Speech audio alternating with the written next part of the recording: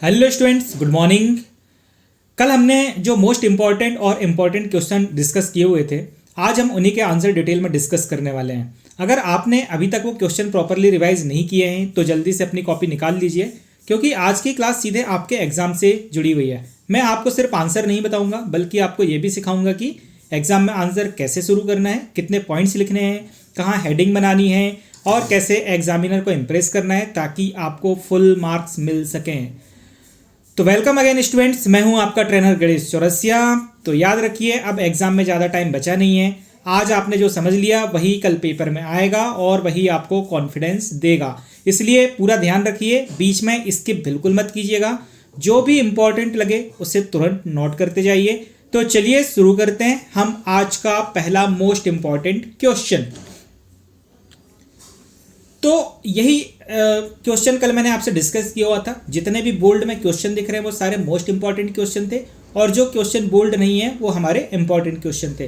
तो आज मैं सारे क्वेश्चंस को वन बाय वन डिस्कस करने वाला हूं। मैं ज़्यादा डिटेल में एक्सप्लेन नहीं करूंगा, जस्ट मैं आपको उनका ओवरव्यू दूंगा। बाकी आप इसी वीडियो से आंसर्स के स्क्रीनशॉट ले सकते हैं और आप पढ़ सकते हैं। तो सबसे पहले हम देखते हैं यूनिट 1 से। सबसे पहले हम आईटी के क्वेश्चंस देख लेते हैं। आईटी से यूनिट 1 से देखते हैं चैप्टर 1 का क्वेश्चन। लिब्रे ऑफिस राइटर में स्टाइल की विभिन्न श्रेणियां कौन कौन सी हैं, समझाइए। तो इसका आंसर बहुत आसान है, आप सभी को पता होगा। लिब्रे ऑफिस राइटर में स्टाइल की टोटल कितनी श्रेणियां हैं? टोटल 6 कैटेगरी हैं। कितनी कैटेगरी हैं? 6। शायद आपको ये भी नहीं बताना पड़ेगा कि कौन कौन सी कैटेगरी है, आप लोगों ने ऑलरेडी इसका आंसर बहुत पहले से याद करके रखा होगा। चलिए स्टार्ट करते हैं। तो लिब्रे ऑफिस राइटर में स्टाइल की विभिन्न श्रेणियां निम्न हैं। सबसे पहला page style, paragraph style. Page style क्या होता है? राइटर के सभी डॉक्यूमेंट पेज पर आधारित होते हैं, इसलिए उन्हें फॉर्मेट करने के लिए पेज स्टाइल का उपयोग किया जाता है। पेज स्टाइल से पेज का आकार, मार्जिन, हेडर, फुटर, बॉर्डर व बैकग्राउंड तय होते हैं। यदि नया स्टाइल ना दिया जाए तो डिफ़ॉल्ट पेज स्टाइल उपयोग होता है। ये इसको मैं अंडरलाइन कर दिया हूँ। राइटर में खालिस्तान डिफ़ॉल्ट पेज स्टाइल होता है, या एक ऑब्जेक्टिव आता है राइटर में खालिस्तान डिफ़ॉल्ट स्टाइल होती है। तो कौन सी स्टाइल होती है? पेज स्टाइल डिफ़ॉल्ट स्टाइल होती है। यदि आप कोई भी स्टाइल अप्लाई नहीं कर रहे हैं तो ये पेज स्टाइल होता है। दूसरा है हमारे पास में स्टाइल, वो है पैराग्राफ स्टाइल। पैराग्राफ में कंटेंट को व्यवस्थित किया जाता है, इंटर दबाने से नया पैराग्राफ शुरू होता है। इसमें text style, alignment, line spacing और बॉर्डर शामिल है। कैरेक्टर स्टाइल, यह चयनित टेक्स्ट या शब्द पर लागू होता है। चयनित टेक्स्ट मतलब यदि मैं किसी एक टेक्स्ट को सेलेक्ट कर लूँ, अब उस टेक्स्ट पे मैं अप्लाई करूंगा तो वो कौन सी स्टाइल होगी? कैरेक्टर स्टाइल होगी। इसके द्वारा फॉन्ट साइज, बोल्ड, इटैलिक तथा रंग जैसे प्रॉपर्टी बदली जा सकती हैं। फिर आता है फ्रेम स्टाइल। फ्रेम कंटेनर की तरह काम करता है और इसकी मदद से डॉक्यूमेंट में टेक्स्ट या चित्र को किसी भी स्थान पर रखा जा सकता है तथा उसका फॉर्मेट आसानी से बदला जा सकता है। यदि आप अपने डॉक्यूमेंट में कोई भी इमेज यूज़ करना चाह रहे हैं या कोई ऐसा टेक्स्ट जिसको आप एक बॉक्स में रखना चाह रहे हैं तो आप उसके लिए फ्रेम स्टाइल का उपयोग कर सकते हैं। इसके बाद में लिस्ट स्टाइल। हमने लिस्ट पढ़ा हुआ है, 2 टाइप की लिस्ट होती हैं, एक होती है ऑर्डर, एक होती है अनऑर्डर। ऑर्डर लिस्ट जिसमें आपको नंबर्स मिलते हैं, अनऑर्डर लिस्ट जिसमें आपको बुलेट्स मिलती हैं। तो डॉक्यूमेंट को सूचियाँ बनाने के लिए लिस्ट का उपयोग किया जाता है। इसमें नंबर या बुलेट देकर कंटेंट को क्रमबद्ध दिखाया जा सकता है। क्रमबद्ध मतलब सीरियल में दिखाया जा सकता है। फिर आता है टेबल स्टाइल। टेबल का उपयोग करके बड़ी मात्रा में जानकारी को व्यवस्थित और प्रभावी तरीके से प्रस्तुत किया जा सकता है। सबसे ज़्यादा यूज़ होने वाली स्टाइल है हमारे पास में, वो है पैराग्राफ स्टाइल, और कैरेक्टर स्टाइल सबसे ज़्यादा यूज़ होती है। तो ये था क्वेश्चन। ये क्वेश्चन आपका 7 नंबर में आ सकता है या फिर 5 नंबर में आ सकता है, ठीक है। तो आप इसकी प्रिपरेशन करिएगा। अब आपको इसके आंसर कैसे लिखने? तो इसके आंसर बिल्कुल जैसे आपको यहाँ पे आंसर लिखा हुआ दिख रहा है, बिल्कुल आपको इसी तरीके से इसका आंसर लिखना है। पेज स्टाइल, फिर इसके बाद में आप पेज स्टाइल हेडिंग डालेंगे, फिर आप इसको एक्सप्लेन करेंगे। पैराग्राफ स्टाइल हेडिंग डाल के फिर इसको एक्सप्लेन करेंगे। तो इसी तरीके से आपको टोटल 6 स्टाइल। एग्जाम में क्वेश्चन आ सकते हैं कि कोई 5 स्टाइल, लिब्रे ऑफिस राइटर में स्टाइल की कोई 5 श्रेणियों को समझाइए। यहाँ पे आ सकते हैं स्टाइल की कोई 5 श्रेणियाँ, ठीक है, कोई 5। ये पिछले साल क्वेश्चन आया था, कोई 5। तो आपको वहाँ पे 5 एक्सप्लेन कर देना है, जो भी 5 सबसे अच्छे से एक्सप्लेन कर सको। अगला है, ये हमारा मोस्ट इंपॉर्टेंट क्वेश्चन था, लिब्रे ऑफिस राइटर में स्टाइल से आप क्या समझते हैं? तो स्टाइल एक फॉर्मेटिंग का संग्रह है। ये भी एक खालिस्तान में जाता है। स्टाइल एक खालिस्तान का संग्रह है। तो स्टाइल एक फॉर्मेटिंग का संग्रह है जिसमें फॉन्ट साइज, बोल्ड, इटैलिक, रंग और अलाइनमेंट जैसी विशेषताएं शामिल होती है। इसे सेव करके बार बार प्रयोग किया जा सकता है। सिंपल ये वाली लाइन आपको हाईलाइट करके लिखना है, या तो आप अंडरलाइन कर सकते हैं इसका आंसर ऐसे। इसे सेव करके बार बार प्रयोग किया जा सकता है। इसका मतलब ये होता है कि यदि आप किसी टेक्स्ट को फॉर्मेट कर रहे हैं और वही फॉर्मेटिंग आपको बार बार चाहिए, तो आप क्या करेंगे, एक बार उस फॉर्मेटिंग की स्टाइल बना लेंगे और उसे सेव कर लेंगे। फिर दूसरी बार में आपको वही फॉर्मेटिंग करने की आवश्यकता नहीं है। आपने जो स्टाइल बना के सेव किया है, आप जो भी टेक्स्ट लिखेंगे उस टेक्स्ट पर सीधे उस स्टाइल को अप्लाई करना है। इसका एग्जाम्पल है, ये उदाहरण आप जरूर दीजिएगा, आपको पूरे में से पूरे नंबर मिलेंगे। ये 3 नंबर में आ सकता है। अगर किसी हेडिंग को हमेशा एक ही फॉन्ट, साइज, बोल्ड और अलाइनमेंट में लिखना हो तो इन सबको मिलाकर एक स्टाइल बना लिया जाता है। बाद में जब भी हेडिंग लिखी जाएगी केवल उस स्टाइल को लागू करना होगा और टेक्स्ट अपने आप उसी फॉर्मेट में आ जाएगा। यदि आपको इसमें कन्फ्यूज़न है तो यूट्यूब पर ही, हमारे चैनल पर ही इसका एक वीडियो डला हुआ है।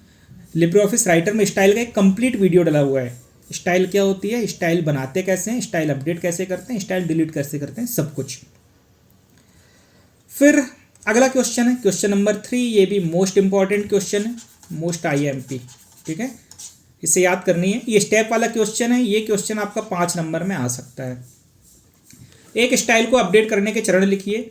तो आप जो भी स्टाइल बनाते हैं उस स्टाइल में यदि आप कोई चेंजेस करना चाहते हैं, सपोज अभी पहले आपकी स्टाइल का जो फॉन्ट का साइज था, साइज यदि आपका था 20 पॉइंट था, कितना था 20 पॉइंट।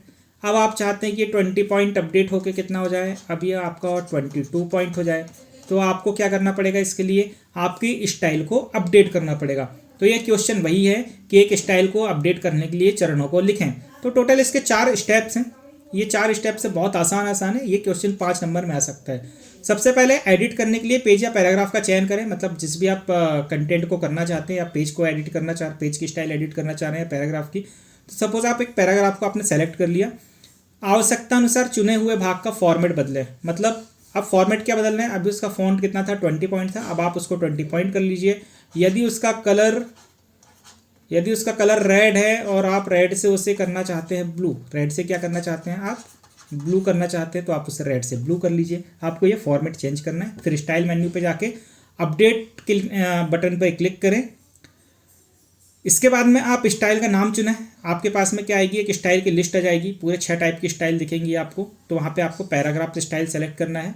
अब आपको एक लिस्ट का पहले से बनी हुई स्टाइल की एक लिस्ट आपको वहाँ पे दिखाई देगी।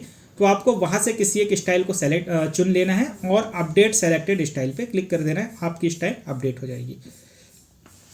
आसान स्टेप्स है। यदि आपको समझ में ना आए तो टाइम वेस्ट बिल्कुल ना करें। मेरा ये मानना है आप सीधे इन 4 स्टेप्स को याद कर लें। मतलब यदि आप समझने बैठेंगे तो एक क्वेश्चन समझने में आपको 1 घंटा लग जाएगा प्रैक्टिकल में देखा जाए तो, इसलिए आप उतना टाइम वेस्ट ना करें। आ जाते हैं चैप्टर नंबर 2, डिजिटल इमेज क्या है, डिजिटल इमेज कैसे बना सकते हैं। ये भी इंपॉर्टेंट क्वेश्चन है, मोस्ट इंपॉर्टेंट क्वेश्चन है, डिजिटल इमेज क्या है, ठीक है। तो डिजिटल इमेज वह चित्र है जो छोटे छोटे पिक्सल से मिलकर कंप्यूटर में संख्यात्मक 0 और 1 रूप में स्टोर होता है। ये होती है हमारी डिजिटल इमेज। तो अभी सपोज ये आपको एक स्क्रीन में जो PDF दिख रही है, यदि मैं इसका स्क्रीनशॉट ले लूँ तो ये स्क्रीनशॉट भी मेरा क्या कहलाएगा, डिजिटल इमेज कहलाएगा। आपके मोबाइल में जो इमेज है वो कहलाएगी डिजिटल इमेज। अब डिजिटल इमेज मिलती है छोटे छोटे पिक्सल से मिलकर बनती है। छोटे छोटे पिक्सल्स क्या होते हैं, आप अपने मोबाइल पर देखना, किसी इमेज को जूम करिएगा, आप इतना जूम करिएगा जब तक वो फटी हुई ब्लर न दिखने लगे, तो वहाँ पे आपको छोटे छोटे डॉट्स दिखेंगे, वही डॉट्स कहलाते हैं पिक्सल। अब डिजिटल इमेज बनाने के तरीके क्या होते हैं, कैमरा या स्कैनर से आप फोटो खींचकर या डॉक्यूमेंट स्कैन करके कंप्यूटर पर ड्रॉ करके, जैसे ये मैं ड्रॉ कर रहा हूँ, ठीक है। फिर इसके बाद में ग्राफिक्स डिज़ाइन टूल से, कोई भी ग्राफिक डिज़ाइन का सॉफ्टवेयर या फोटोशॉप वगैरह, आप वहाँ से डिजिटल इमेज को बना सकते हैं। अगला है question number 2, Libre office writer में इमेज इंसर्ट करने के कौन कौन से तरीके हैं, किसी एक तरीके को समझाइए। स्टूडेंट्स, मैं आपसे फिर से रिक्वेस्ट कर रहा हूँ, यदि आपको क्वेश्चंस के आंसर पूरे चाहिए तो आप इसका स्क्रीनशॉट लेते चलिएगा, एक पूरे क्वेश्चन के आंसर का स्क्रीनशॉट लेते चलिएगा और आप उसी से पढ़िएगा। वीडियो को बीच में कहीं से भी स्किप नहीं कीजिएगा। यदि आपने किसी पार्ट को स्किप किया और यदि एग्जाम में वही क्वेश्चन आ गया तो आपका ना चाहते हुए भी लॉस हो जाएगा, ठीक है। तो क्वेश्चन क्या है हमारा कि लिब्रे ऑफिस राइटर में इमेज इंसर्ट करने के कौन कौन से तरीके हैं। तो बहुत आसान क्वेश्चन है। लिब्रे ऑफिस राइटर में इमेज इंसर्ट करने के लिए 3 तरीके हैं। मान ली कितने तरीके हैं, 3। सबसे पहला ड्रैग एंड ड्रॉप, दूसरा कॉपी पेस्ट, तीसरा इंसर्ट मेन्यू से। इसका मैंने सेपरेट वीडियो बना के रखा हुआ है यूट्यूब में, आप वहाँ पे जा सकते हैं, आपको टाइटल मिल जाएगा लिब्रे ऑफिस राइटर में इमेज इंसर्ट करने के तरीके। तो मैंने तीनों तरीकों को प्रैक्टिकली एक्सप्लेन किया हुआ है, फिर भी मैं आपको एक बार ओवरव्यू बता देता हूँ। ड्रैग एंड ड्रॉप मतलब क्या होता है, आपकी किसी फोल्डर में कोई इमेज है और आप उसको लेके आना चाहते हैं राइटर में, तो एक विंडो आपकी खुलेगी कौन सी, एक खुलेगी आपकी फाइल एक्सप्लोर जहाँ पे आपको ये फोल्डर है, समझ लो क्या है ये फोल्डर है, और एक विंडो होगी आपकी राइटर की, ठीक है, एक होगी आपकी राइटर की। आप राइटर पे सिंपल है विंडो प्लस ई दबाएंगे, आप क्या दबाएंगे, विंडो प्लस ई दबाएंगे, तो आपको क्या खुल जाएगा, एक ये फाइल एक्सप्लोरर का डायलॉग बॉक्स खुल जाएगा। आप यहाँ से फाइल सेलेक्ट कर सकते हैं, या फिर दो अलग अलग विंडो खोल के रखिए मिनिमाइज करके, आधे पार्ट में आपकी फोल्डर वाली विंडो, आधे पार्ट में राइटर वाली विंडो। आप यहाँ से किसी इमेज को सेलेक्ट करिए और माउस से सेलेक्ट करना है आपको, और माउस से उसको क्या करना है, सेलेक्ट करके ही रखना है, छोड़ना नहीं है। फिर वहाँ से आप उसको ड्रैग करते करते कहाँ ला के छोड़ देंगे, इस राइटर के अंदर ला के छोड़ देंगे। यही प्रोसेस कहलाती है ड्रैग। यहाँ से हमने ड्रैग करते ले गया और यहाँ से आप क्या कर दिया, ड्रॉप कर दिया। तो ये है ड्रैग एंड ड्रॉप, ठीक है। ये ड्रैग एंड ड्रॉप विधि का उपयोग करके इमेज इंसर्ट करने के चरण लिखे हुए हैं यहाँ पे। लिब्रे ऑफिस राइटर में एक इमेज डालने के लिए डॉक्यूमेंट ओपन करें, फिर एक फाइल ब्राउजर विंडो ओपन करें, विंडो प्लस ई आप प्रेस कर सकते हैं तो भी ओपन हो जाएगा। इमेज को डॉक्यूमेंट पे ड्रैग करें, यहाँ पे सपोज इमेज है और यहाँ पे आपने डॉक्यूमेंट पे ड्रैग कर दिया, और इसे डॉक्यूमेंट में वहाँ पर ड्रॉप कर दें जहाँ आप इसे दिखाना चाहते हैं। तो भाई आप अपने डॉक्यूमेंट पे जहाँ पर भी दिखाना चाहते हैं वहाँ ड्रॉप कर सकते हैं। दूसरा है कॉपी पेस्ट।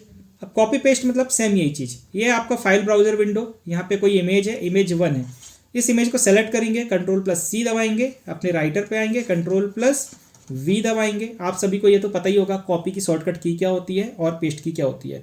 यदि आपको पता है तो इस वीडियो पे कमेंट जरूर करिए और बताइए कॉपी की शॉर्टकट की क्या होती है, पेस्ट की शॉर्टकट की क्या होती है, सेव की क्या होती है, ठीक है। आपको जितनी भी शॉर्टकट की याद है सारी कमेंट में भर दो। मैं देखना चाहता हूँ कि स्टूडेंट्स कितना सीखे हैं पूरे साल भर में। तीसरा तरीका है इंसर्ट मेन्यू में इमेज ऑप्शन पर जाकर इंसर्ट मेन्यू से इमेज इंसर्ट करना। ये तीसरा तरीका है, ये बहुत अच्छा तरीका है।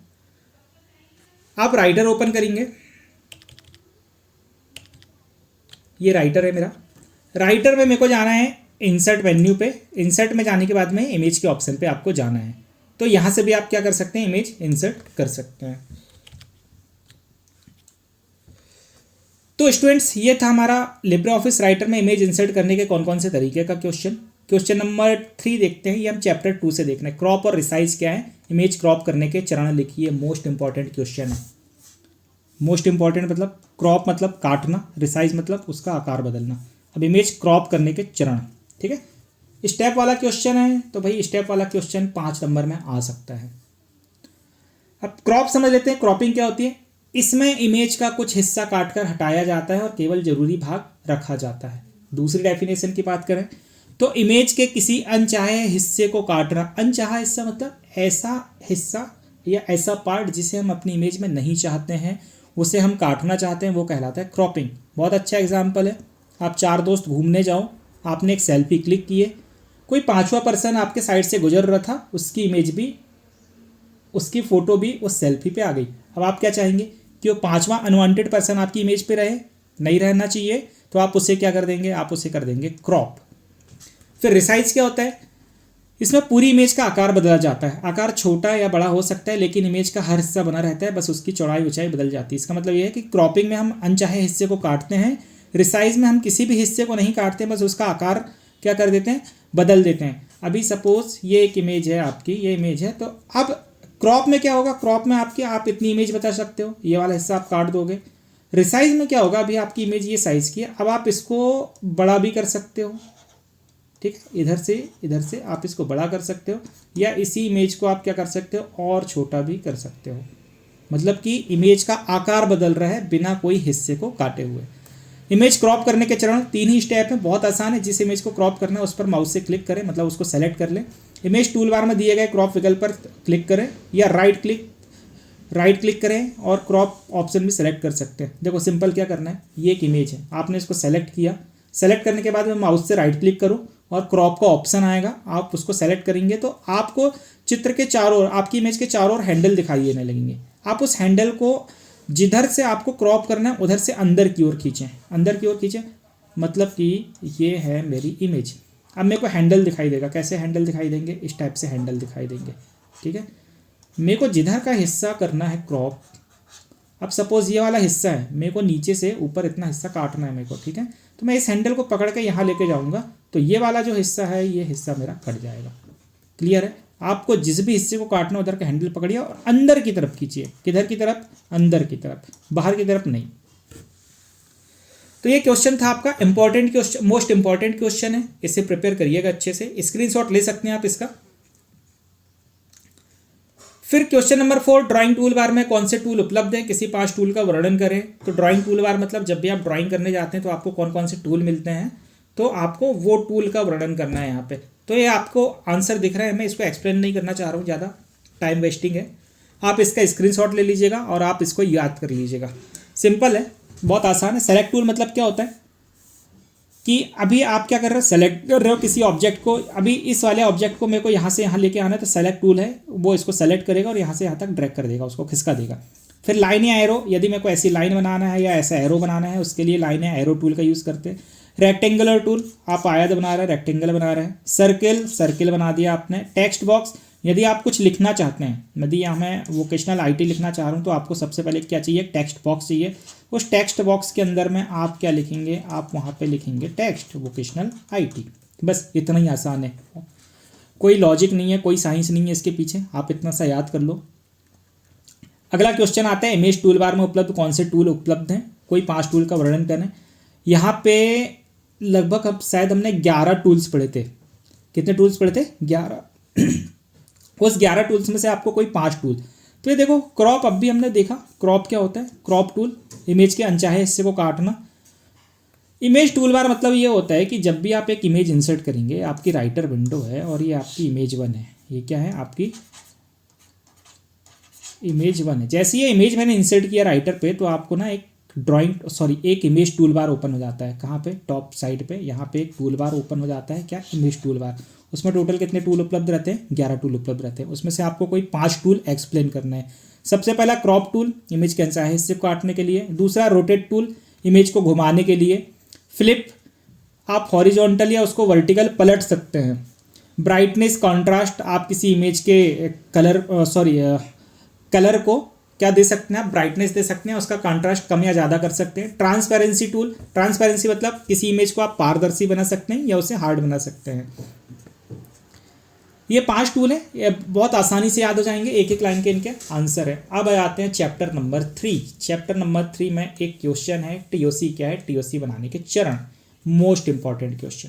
कैसा क्वेश्चन है ये? Most important question. आप कुछ पढ़ो चाहे ना पढ़ो, चैप्टर 3 से आपको ये टीओसी क्या है और टीओसी बनाने के चरण आपको लिख ही लेना है। तो टीओसी क्या होता है? टीओसी सिंपल, मैंने अक्सर 7 साल के एक्सपीरियंस में मैं बच्चों से पूछता हूँ टीओसी क्या है, तो बच्चे सीधे मेरे को एक ही आंसर देते हैं, टेबल ऑफ कंटेंट है। अरे भाई, मैं फुल फॉर्म थोड़ी जानना चाह रहा हूँ, मैं जानना चाह रहा हूँ कि टीओसी होता क्या है, क्या ज़रूरत पड़ती है टीओसी की। तो टीओसी टेबल ऑफ कंटेंट, एक डॉक्यूमेंट में पाठ्य सामग्री की विषय सूची। विषय सूची मतलब आपने बुक देखा होगा आपकी, वहाँ पे आपको पेज में इंडेक्स मिलता है। क्या मिलता है? इंडेक्स मिलता है, जिससे आपको ये पता चलता है कि कौन सा टॉपिक कौन से पेज पर है। ठीक है, आप अपनी प्रैक्टिकल फाइल के लिए पेज भी लेते होंगे तो भी आपको सबसे उस पेज के सबसे फ्रंट पेज में आपको इंडेक्स पेज मिलता है। ठीक है, वहाँ पे आपको टॉपिक का नाम और राइट साइड में टॉपिक कौन से पेज पर है और रिमार्क, ये शायद 3 फील्ड बनी रहती है वहाँ पे। तो यही होता है आपका टेबल ऑफ कंटेंट, जो बताता है कि कौन सा कंटेंट किस पेज पर है। तो चलिए इसके आंसर को समझते हैं। टीओसी एक डॉक्यूमेंट में पाठ्य सामग्री की विषय सूची होती है। यह एक स्वचालित ऑटोमेटिक तालिका होती है जिसमें डॉक्यूमेंट के सभी हेडिंग और सब हेडिंग उनके पृष्ठ क्रमांक के साथ स्वतः शामिल होते हैं। इसका मतलब ये होता है कि जब भी मैं टीओसी बनाऊंगा तो उसकी जो हेडिंग और सब हेडिंग होगी वो ऑटोमेटिकली क्या होती जाएगी, उसके पेज के साथ में लिंकअप होते जाएगी। मतलब यदि मैंने कोई एक हेडिंग बनाया तो वो कौन से पेज पे है वो ऑटोमेटिकली टीओसी में अपडेट होगी। सब हेडिंग बनाया वो कौन से पेज पे वो ऑटोमेटिकली कनेक्ट होगी। तो टीओसी में दिए गए विषय हाइपरलिंक होते हैं। हाइपरलिंक मतलब क्या होता है? ये कैल्क में भी ये क्वेश्चन आएगा, हाइपरलिंक क्या होती है, हाइपरलिंक बनाने के चरण। तो अभी यहाँ समझते हैं। टीओसी में दिए गए विषय हाइपरलिंक होते हैं जिन पर क्लिक करके सीधे संबंधित विषय पर पहुँचा जा सकता है। बहुत आसान शब्दों में ये मैंने नोट्स बनाए हुए हैं, आई होप आपको पसंद आ रहे होंगे और बहुत आसानी से समझ में आ रहे होंगे। यदि समझ में आ रहे हों तो आप बिल्कुल लाइक और शेयर ज़रूर कर सकते हैं अपने दोस्तों को। शेयर ना भी करें तो चलेगा, सबसे पहले तो अपना काम बनता, आगे आप समझदार हैं, है ना। मोस्ट इम्पॉर्टेंट, मोस्ट प्रायोरिटी खुद को देना है, क्योंकि कल हमारा पेपर है। हमारा दोस्त पढ़े ना पढ़े वो बात का मैटर है। टीओसी में दिए गए विषय हाइपरलिंक होते हैं, जिन पर क्लिक करके सीधे संबंधित विषय पर पहुंचा जा सकता है। टीओसी बनाने से पहले डॉक्यूमेंट में सभी हेडिंग को सही हेडिंग स्टाइल में होना आवश्यक है। ये मैं बाद में एक्सप्लेन कर दूंगा। इसका मतलब क्या होता है, आपको मैं एक उदाहरण देता हूँ। मैं आपकी क्लास में गया आपको पढ़ाने, एक बुक है, बुक में लगभग 300 पेज हैं। कितने पेज हैं? 300 पेज हैं। मैंने आपको बोला कि चलिए आप गोल सीक ओपन कर लीजिए। क्या ओपन कर लीजिए? गोल सीक। अब आप उस 300 पेज की बुक में, अब आपको गोल सीक कहाँ है आपको कैसे पता? यदि आपने पहले पढ़ा है तो ठीक है, पर एग्जैक्ट तो आप जान ही सकते हो। यही आपका काम आता है टीओसी। आप 300 पेज नहीं ढूंढेंगे, आप खोलेंगे इंडेक्स पेज। आपका इंडेक्स पेज में क्या है, कौन सा टॉपिक कौन से पेज पे है वो लिखा रहेगा। आप उस टॉपिक में इंडेक्स पेज में ढूंढेंगे कि गोल सीक कहाँ है। जैसे आपने गोल सीक देखा कि ये 86 पेज पे है, आप सीधे कहाँ जाएंगे? 86 पेज पे जाएंगे। आपको दूसरे पेज जाने की आवश्यकता है ही नहीं है। वैसे ही टीओसी में क्या होता है, ये हाइपरलिंक होती है। जैसे ही आपने क्या किया, आपको ये टॉपिक मिला, आपने मेरे को गोल सीक देखना है। क्या देखना है? गोल सीक। मैं गोल सीक पे जैसे ही अपना माउस ले जाऊंगा, कंट्रोल दबा के क्लिक करूंगा, तो ये सीधे मेरे को कहाँ रिडायरेक्ट कर देगा? कहाँ है, कहाँ पहुंचा देगा? सीधा गोल सीक में पहुंचा देगा। मुझे पेज नंबर 86 में ड्रैग करके जाने की आवश्यकता नहीं है, या गो टू पेज करके जाने की आवश्यकता नहीं है। सीधे कहाँ पहुंचाएगा ये मुझे? पेज नंबर 86 में। किसकी मदद से? हाइपरलिंक की मदद से। अब टीओसी बनाने के चरण, टीओसी बनाने के चरण, यहाँ से एक ऑब्जेक्टिव भी आता है कई बार, है ना। टीओसी के लिए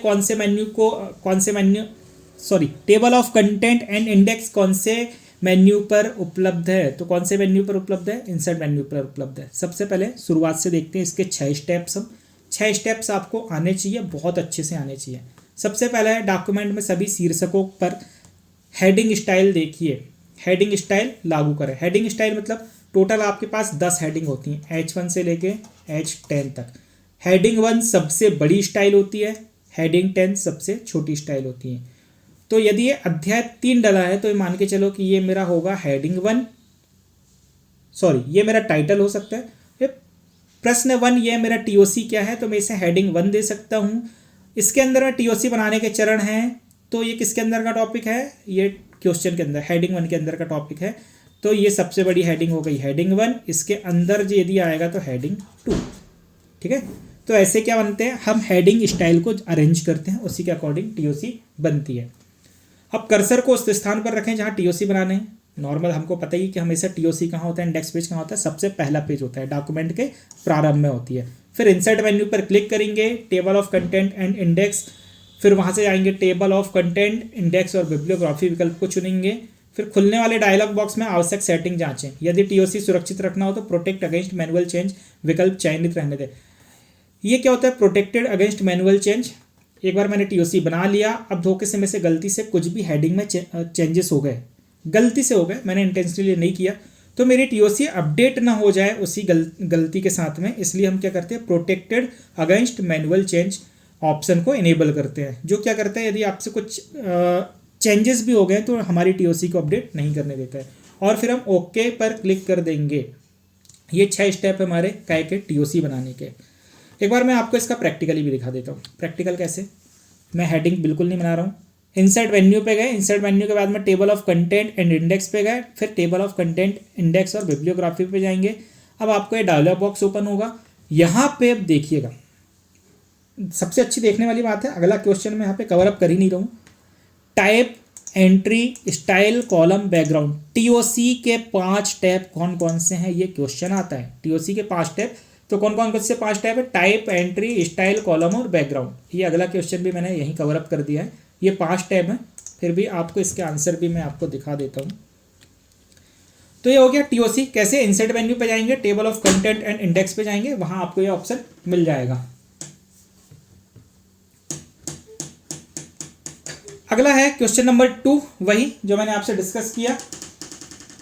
टेबल ऑफ कंटेंट, इंडेक्स और बिब्लियोग्राफी डायलॉग बॉक्स में मौजूदा 5 टैब का नाम बताएं। तो कौन कौन सी 5 टैब है भाई? सिंपल सी 5 टैब है, जस्ट मैंने अभी आपको बताया। Type, entry, style, column, background.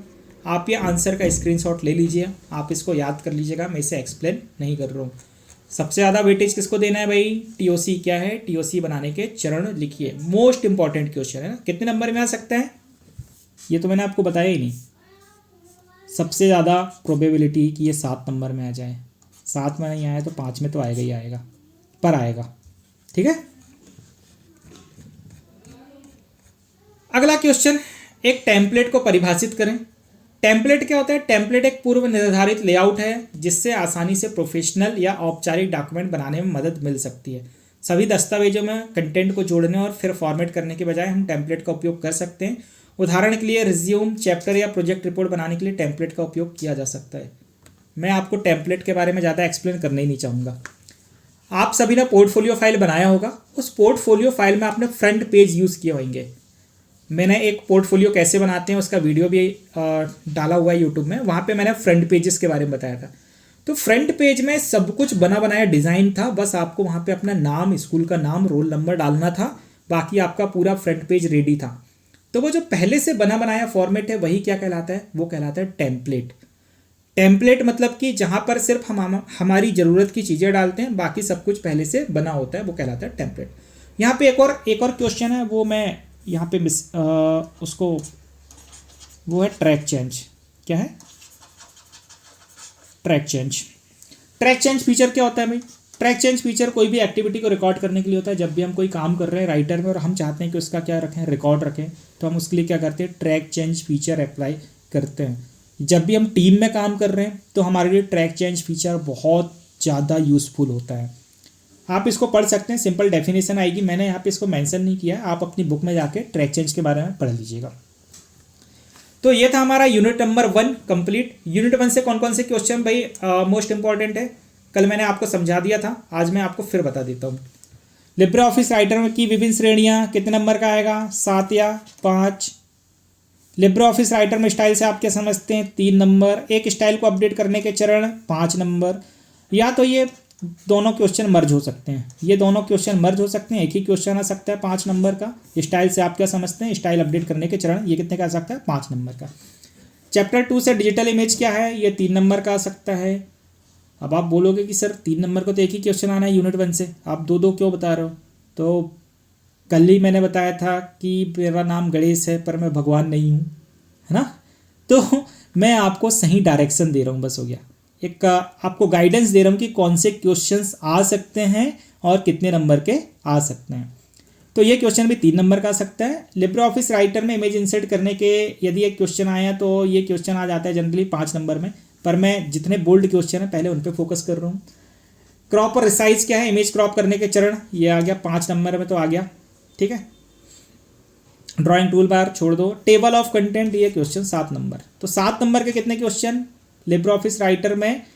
Style की विभिन्न श्रेणियाँ, ये आ गया। तो नहीं आया तो फिर ये स्टाइल, एक स्टाइल, ये जो क्वेश्चन नंबर 2 और 3 है ये 7 नंबर में भी आ सकता है, दोनों को मर्ज करके 5 नंबर या 7 नंबर में क्वेश्चन आ सकता है, ठीक है।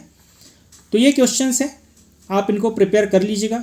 इनका मतलब ये नहीं है कि ये बोल्ड हैं तो सिर्फ यही क्वेश्चन आएंगे, इसके अलावा नहीं आएगा, नहीं है ऐसा। मोस्ट प्रोबेबिलिटी, सबसे ज़्यादा संभावना आने की है ये बोल्ड वाले।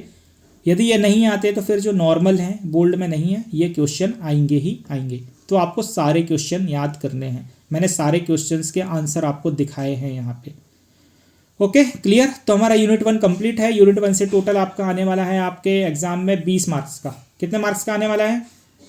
20 मार्क्स। 20 मार्क्स में से 7 नंबर का, 3 नंबर का एक क्वेश्चन, 5 नंबर का एक क्वेश्चन, 7 नंबर का एक क्वेश्चन, कितना हो गया टोटल? 15 नंबर। ऑब्जेक्टिव कितने आएंगे? ऑब्जेक्टिव आएंगे 5 नंबर के, होगा 20। क्लियर। तो मैंने आपकी 15 नंबर की तैयारी करवा दिया यहीं पे। 15 में से आपको कितने मिलने चाहिए? 15 में से आपको पूरे 15 ही मिलने चाहिए, क्योंकि यहाँ पे ऐसा कुछ है नहीं है जो आपको समझ में ना आए या आपके पास में आंसर ना हो। मैं आपको अलाउ कर रहा हूँ, परमिट कर रहा हूँ, स्क्रीनशॉट लो और याद करो। ओके, तो अब चलते हैं हम यूनिट नंबर 2। यूनिट नंबर 2 में भी सेम कॉन्सेप्ट है, 3 का 1, 5 का 1, 7 का 1, टोटल 15 नंबर के और 5 नंबर के ऑब्जेक्टिव। टोटल कितने नंबर के आएंगे? 20 नंबर के। आ जाते हैं यूनिट 2 में। क्वेश्चन कल ही मैंने एक्सप्लेन कर दिया है आपको, आज मैं फिर से क्वेश्चन नहीं बता रहा हूँ, मैं सीधे आंसर पे आता हूँ।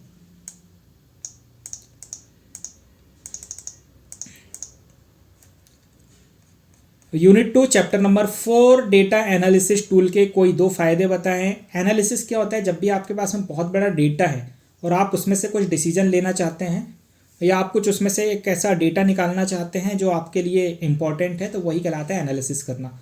तो एनालिसिस टूल के 2 फायदे: सटीक निर्णय लेने में मदद करता है। डेटा एनालिसिस टूल बड़ी मात्रा में डेटा को प्रोसेस करके उपयोगी जानकारी प्रदान करते हैं, जिससे बिजनेस या व्यक्ति सही और तर्कसंगत निर्णय ले सकते हैं। फिर इसके बाद में समय और मेहनत की बचत। ये टूल डेटा को ऑटोमेटिक रूप से व्यवस्थित, एनालिसिस और प्रस्तुत करते हैं, जिससे मैनुअल काम कम होता है और विश्लेषण तेजी से होता है। मतलब ये टूल क्या कर देते हैं, ये टूल के अंदर जैसे फिल्टर है। आप यदि मैं एनालिसिस की बात कर दूं तो आपके पास में 1000 स्टूडेंट्स हैं।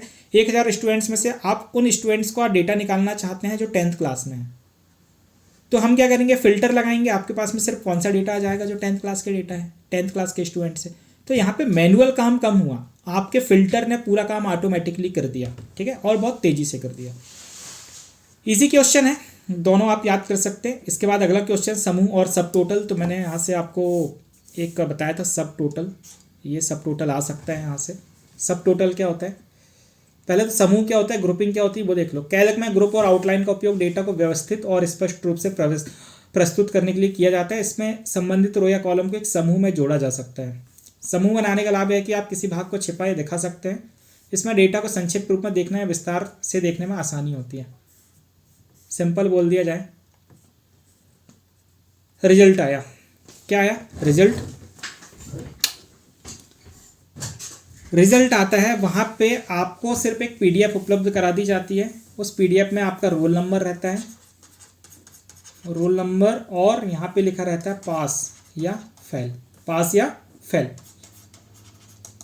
अब आप चाहते हो कि ये मेरा रोल नंबर है, रोल नंबर 01, मैं हो गया पास, अब मैं अपने मार्क्स देखना चाहता हूँ, तो यहीं पे एक प्लस का सिंबल मिल जाएगा। क्या मिल जाएगा? प्लस, और एक मिल जाएगा माइनस, ठीक है। जैसे ही आप इस प्लस पे क्लिक करेंगे तो नीचे से एक और छोटी सी टेबल ओपन होगी, यहाँ पे आपके सारे मार्क्स दिख जाएंगे। जैसे ही माइनस पे क्लिक करेंगे ये टेबल हाइड हो जाएगी।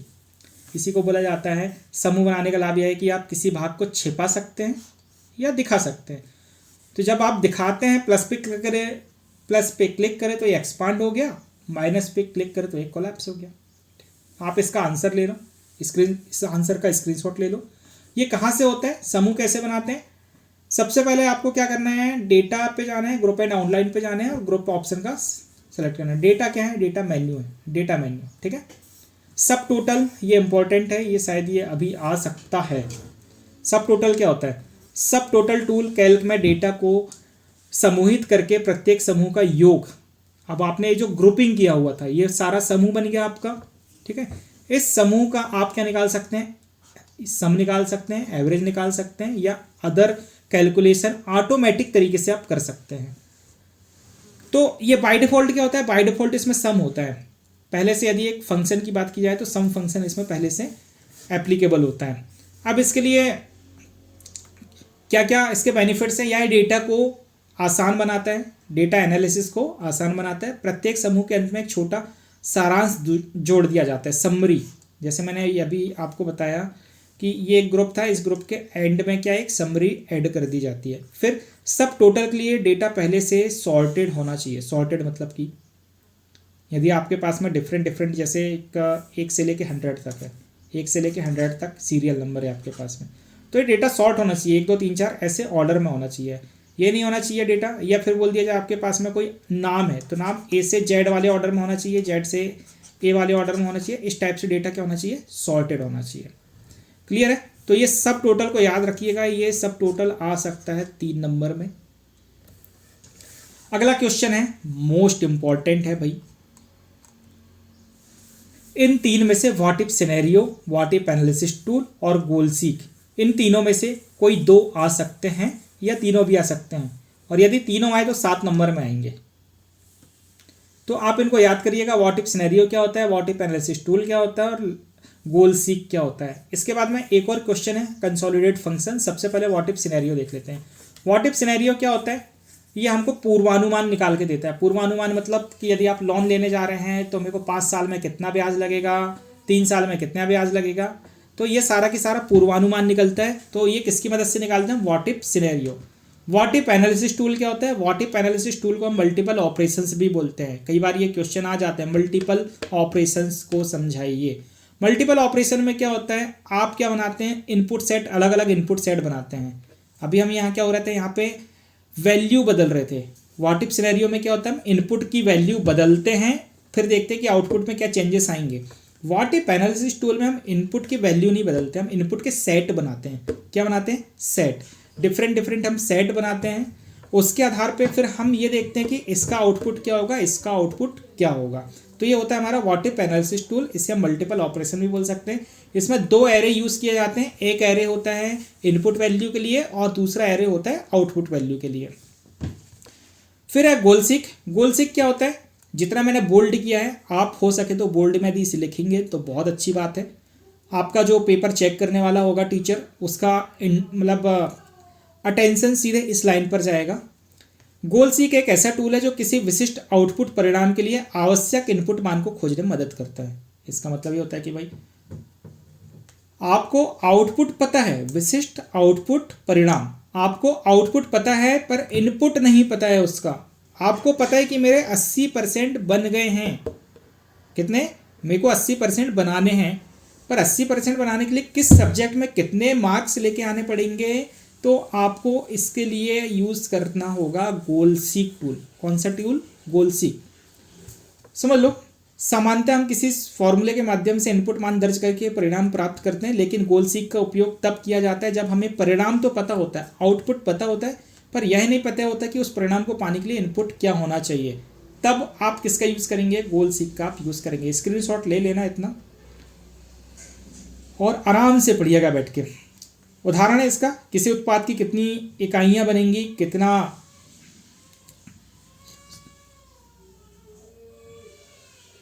इसका एग्जाम्पल क्या है कि किसी प्रोडक्ट की कितनी यूनिट बनानी होंगी ताकि हमें 10,000 का प्रॉफिट हो सके। तो मतलब कि आपको प्रॉफिट तो पता है कि मेरे को 10,000 का प्रॉफिट कमाना है, ठीक है ना, 10,000 का प्रॉफिट कमाना है, पर इसके लिए मेरे को कितने प्रोडक्ट बेचने पड़ेंगे। यदि आप पेन बना रहे हैं और आपका गोल है कि भाई मेरे को 10,000 रुपये के पेन बेचने हैं, तो कितने पेन बेचने पड़ेंगे ये कैसे पता चलेगा? ये पता चलेगा गोल सीक की मदद से। तो क्लियर है इतना? ये तीनों, what if scenario, what if analysis tool, goal seek, ये तीनों में से कोई एक आ सकता है। इसके बाद है मोस्ट इंपॉर्टेंट, डेटा कंसोलिडेट क्या होता है समझाइए, या कंसोलिडेट फंक्शन क्या होता है समझाइए। ये मोस्ट इंपॉर्टेंट क्वेश्चन है। ये आपका 3 नंबर या 5 नंबर में आ सकता है, 3 नंबर या 5 नंबर। डेटा कंसोलिडेट क्या है समझाइए। तो डेटा कंसोलिडेट मतलब क्या होता है? कंसोलिडेट फंक्शन का उपयोग सूचना को सारांशित, कंसोलिडेट करने के लिए स्प्रेडशीट की कई सीट से जानकारी को एक स्थान पर इकट्ठा करने के लिए किया जाता है। स्प्रेडशीट की कई सीट से जानकारी को एक स्थान पर इकट्ठा करने के लिए किया जाता है। मतलब कि मेरे पास में 10 अलग अलग सीट हैं, उन 10 अलग अलग सीट के डेटा को मैं एक ही सीट में देखना चाहता हूँ, तो मैं किस टूल का यूज़ करूँगा? कंसोलिडेट टूल का यूज़ करूँगा, मैं कंसोलिडेट फंक्शन का यूज़ करूँगा। इसका उपयोग एक ही सीट में अलग अलग तरह के डेटा को देखकर और उनकी तुलना करके रुझान और संबंध समझने के लिए किया जाता है। इसका एग्जाम्पल, विद्यार्थी के अलग अलग महीनों की उपस्थिति एक ही सीट पर देखना। मतलब कि आप स्कूल जा रहे हैं, कब से जा रहे हैं? आप जा रहे हैं जुलाई से जनवरी तक आपकी अटेंडेंस हो रही है, ठीक है। इन सभी महीनों की अटेंडेंस आप एक मंथ में देखना चाहते हैं। फाइनल अटेंडेंस नाम की मैंने एक सीट बनाया, फाइनल अटेंडेंस। यहाँ पे मैं आपकी जुलाई से लेकर जनवरी तक की अटेंडेंस देखना चाहता हूँ, तो मैं कौन से टूल का यूज़ करूँगा? Data consolidate. ये सारी डिफरेंट सीट का डेटा मेरी कौन सी सीट पे आ जाएगा? फाइनल अटेंडेंस वाली सीट पे आ जाएगा। फिर यहीं पे वही चीज़, वो जो हमने ग्रुप पे पढ़ा था, समूह पे पढ़ा था कि आपको कोलैप्स कर सकते हैं, कोलैप्स बोले तो माइनस, एक्सपांड बोले तो प्लस, आप वो करके जुलाई से जनवरी तक का डेटा देख सकते हैं। ओके, तो ये क्वेश्चन जरूर प्रिपेयर कीजिएगा, डेटा कंसोलिडेट क्या है।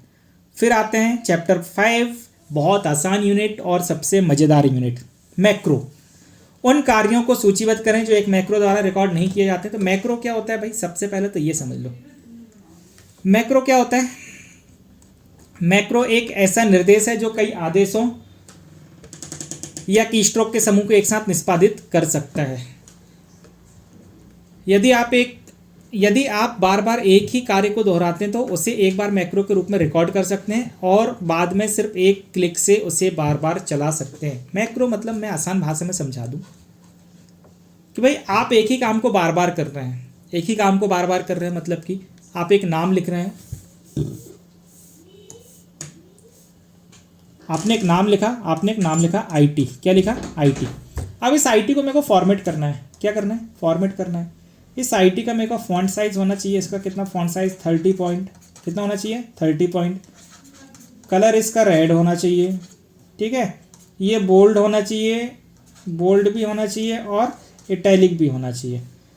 अब जितने भी मैं नाम लिखूंगा ऐसे मेरे को 100 नाम लिखने। कितने नाम लिखने? 100। और पूरे 100 में मेरे को ये फॉर्मेटिंग करनी है। कितनी फॉर्मेटिंग हो गई? 4। ये हो गई 1 2 3 और ये 4। तो एक बार मेरे को क्या करना पड़ रहा है? एक टेक्स्ट में 4 फॉर्मेटिंग करना पड़ रहा है, मतलब 4 बार एक्टिविटी करनी पड़ रही है। अब ऐसे कितने नाम लिखने मेरे को? 100। तो मेरे को टोटल कितने बार एक्टिविटी करनी पड़ेगी? 100 × 4 = हो गया 400। तो अब मेरे को क्या करना पड़ेगा? बार बार एक ही काम के लिए बार बार मेहनत करनी पड़ रही है। तो मैं सिंपल क्या करूँगा, मैं इतनी एक्टिविटी को रिकॉर्ड कर लूँगा। कितनी एक्टिविटी को? ये जो फॉर्मेटिंग किया ना मैंने, फॉन्ट साइज 30 पॉइंट दिया, कलर रेड दिया, बोल्ड किया, इटैलिक किया, ऐसे मैं रिकॉर्ड कर लूँगा। अब मैं लिखूँगा, पहला नाम भी लिखा मैंने IT, इसके ऊपर मैंने क्या चला दिया? मैक्रो। फिर मैंने दूसरा नाम लिखा, सपोज मैंने लिख दिया कि यहाँ पे ITES लिख दिया। क्या लिख दिया? ITS। इसके ऊपर मैंने मैक्रो रन कर दिया। जैसे मैं मैक्रो रन करूँगा तो मेरे को चारों टास्क को मेरे को फिर से परफॉर्म नहीं करना है, ये चारों फॉर्मेटिंग मेरे को फिर से नहीं करना है। एक ही क्लिक में ये चारों फॉर्मेटिंग इस ITS में अपने आप अप्लाई हो जाएगी। ये बहुत छोटा एग्जाम्पल बताया मैंने आपको। दूसरा एग्जाम्पल, वो जो मूर्तियाँ बनती है तो आपने मूर्ति का जो फेस बनता है तो उस फेस का एक सांचा होता है। सबसे ज़्यादा मेहनत उस सांचे को बनाने में लगती है। एक बार सांचा बन गया, अब आप उससे हजारों मूर्तियाँ बना सकते हैं। ये एग्जाम्पल आपको शायद समझ में आ गया होगा अच्छे से। तो वही मैक्रो है, ठीक है। उन कार्यों को सूचीबद्ध करें जो एक मैक्रो द्वारा रिकॉर्ड नहीं किए जाते हैं। तो मैक्रो रिकॉर्डिंग किन किन चीज़ों को रिकॉर्ड नहीं कर सकता है? पहला, विंडो खोलना। यदि मैं रिकॉर्डिंग कर रहा हूँ और मैंने कैल्क में रिकॉर्डिंग कर रहा हूँ और मैंने वहाँ पे क्रोम खोल लिया तो ये रिकॉर्ड नहीं होगा। रिकॉर्डिंग शुरू किए जाने की तुलना में दूसरी विंडो में किए गए कार्य, यदि मैंने क्रोम ओपन कर लिया और क्रोम में कोई काम कर रहा हूँ तो वो भी रिकॉर्ड नहीं होगा। विंडो स्विचिंग, एक विंडो से दूसरी विंडो में जाना, वो भी रिकॉर्ड नहीं होता है। मैक्रो रिकॉर्डर केवल कैल्क और राइटर में काम करता है, इसके अलावा कहीं और काम नहीं करेगा। फिर ऐसे कार्य जो स्प्रेडशीट सामग्री से संबंधित नहीं है, उदाहरण के लिए ऑप्शन डायलॉग बॉक्स में किए गए परिवर्तन, मैक्रो ऑर्गेनाइजर, कस्टमाइजिंग, मतलब जो सेटिंग्स होती हैं, यदि आप कोई सेटिंग्स को चेंजेस कर रहे हो तो ये भी मैक्रो के द्वारा रिकॉर्ड नहीं किया जाएगा। ये टोटल 5 पॉइंट है। इन 5 पॉइंट को आप याद कर लीजिएगा, ठीक है। बहुत आसान है, एक एक लाइन के आंसर है। अगला क्वेश्चन है, मैक्रो का नामकरण करते समय उन नियमों को सूचीबद्ध करें जिन्हें ध्यान में रखा जाना चाहिए। तो यह 3 लाइन का आंसर है और 3 नंबर में आ जाता है, ठीक है। नाम हमेशा किससे स्टार्ट होना चाहिए? लेटर से स्टार्ट होना चाहिए। नाम में स्पेस नहीं होना चाहिए। सपोज मैंने लिखा वोकेशनल और यहाँ पे लिख दिया IT, ये बीच में जो स्पेस है ना, ये स्पेस ये अलाउ नहीं करता है। यहाँ पे अंडरस्कोर लगाना होगा आपको। क्या लगाना होगा? अंडरस्कोर। तीसरा, नाम में स्पेशल कैरेक्टर नहीं होने चाहिए सिवाय अंडरस्कोर के। तो यदि मैं वोकेशनल IT जैसे IT स्पेस देके ITES लिखना चाह रहा हूँ तो ये अलाउ नहीं करेगा, ये गलत हो जाएगा। अब यदि मैंने IT_ITES लिख दिया है तो ये अलाउ कर लेगा, ठीक है। तो नाम हमेशा लेटर से स्टार्ट होना चाहिए। इसके पहले 1 2 3 ये सब गलत हो जाएगा, ये नहीं होना चाहिए। नाम में स्पेस नहीं होना चाहिए और नाम में स्पेशल कैरेक्टर नहीं होना चाहिए सिवाय अंडरस्कोर के, मतलब अंडरस्कोर अलाउ है, बाकी कुछ भी अलाउ नहीं है। तो ये 3 लाइन का आंसर है, याद कर लीजिएगा, 3 नंबर मिल जाएंगे आपको। मैक्रो क्या है? मैक्रो रिकॉर्ड करने के लिए चरणों को लिखें।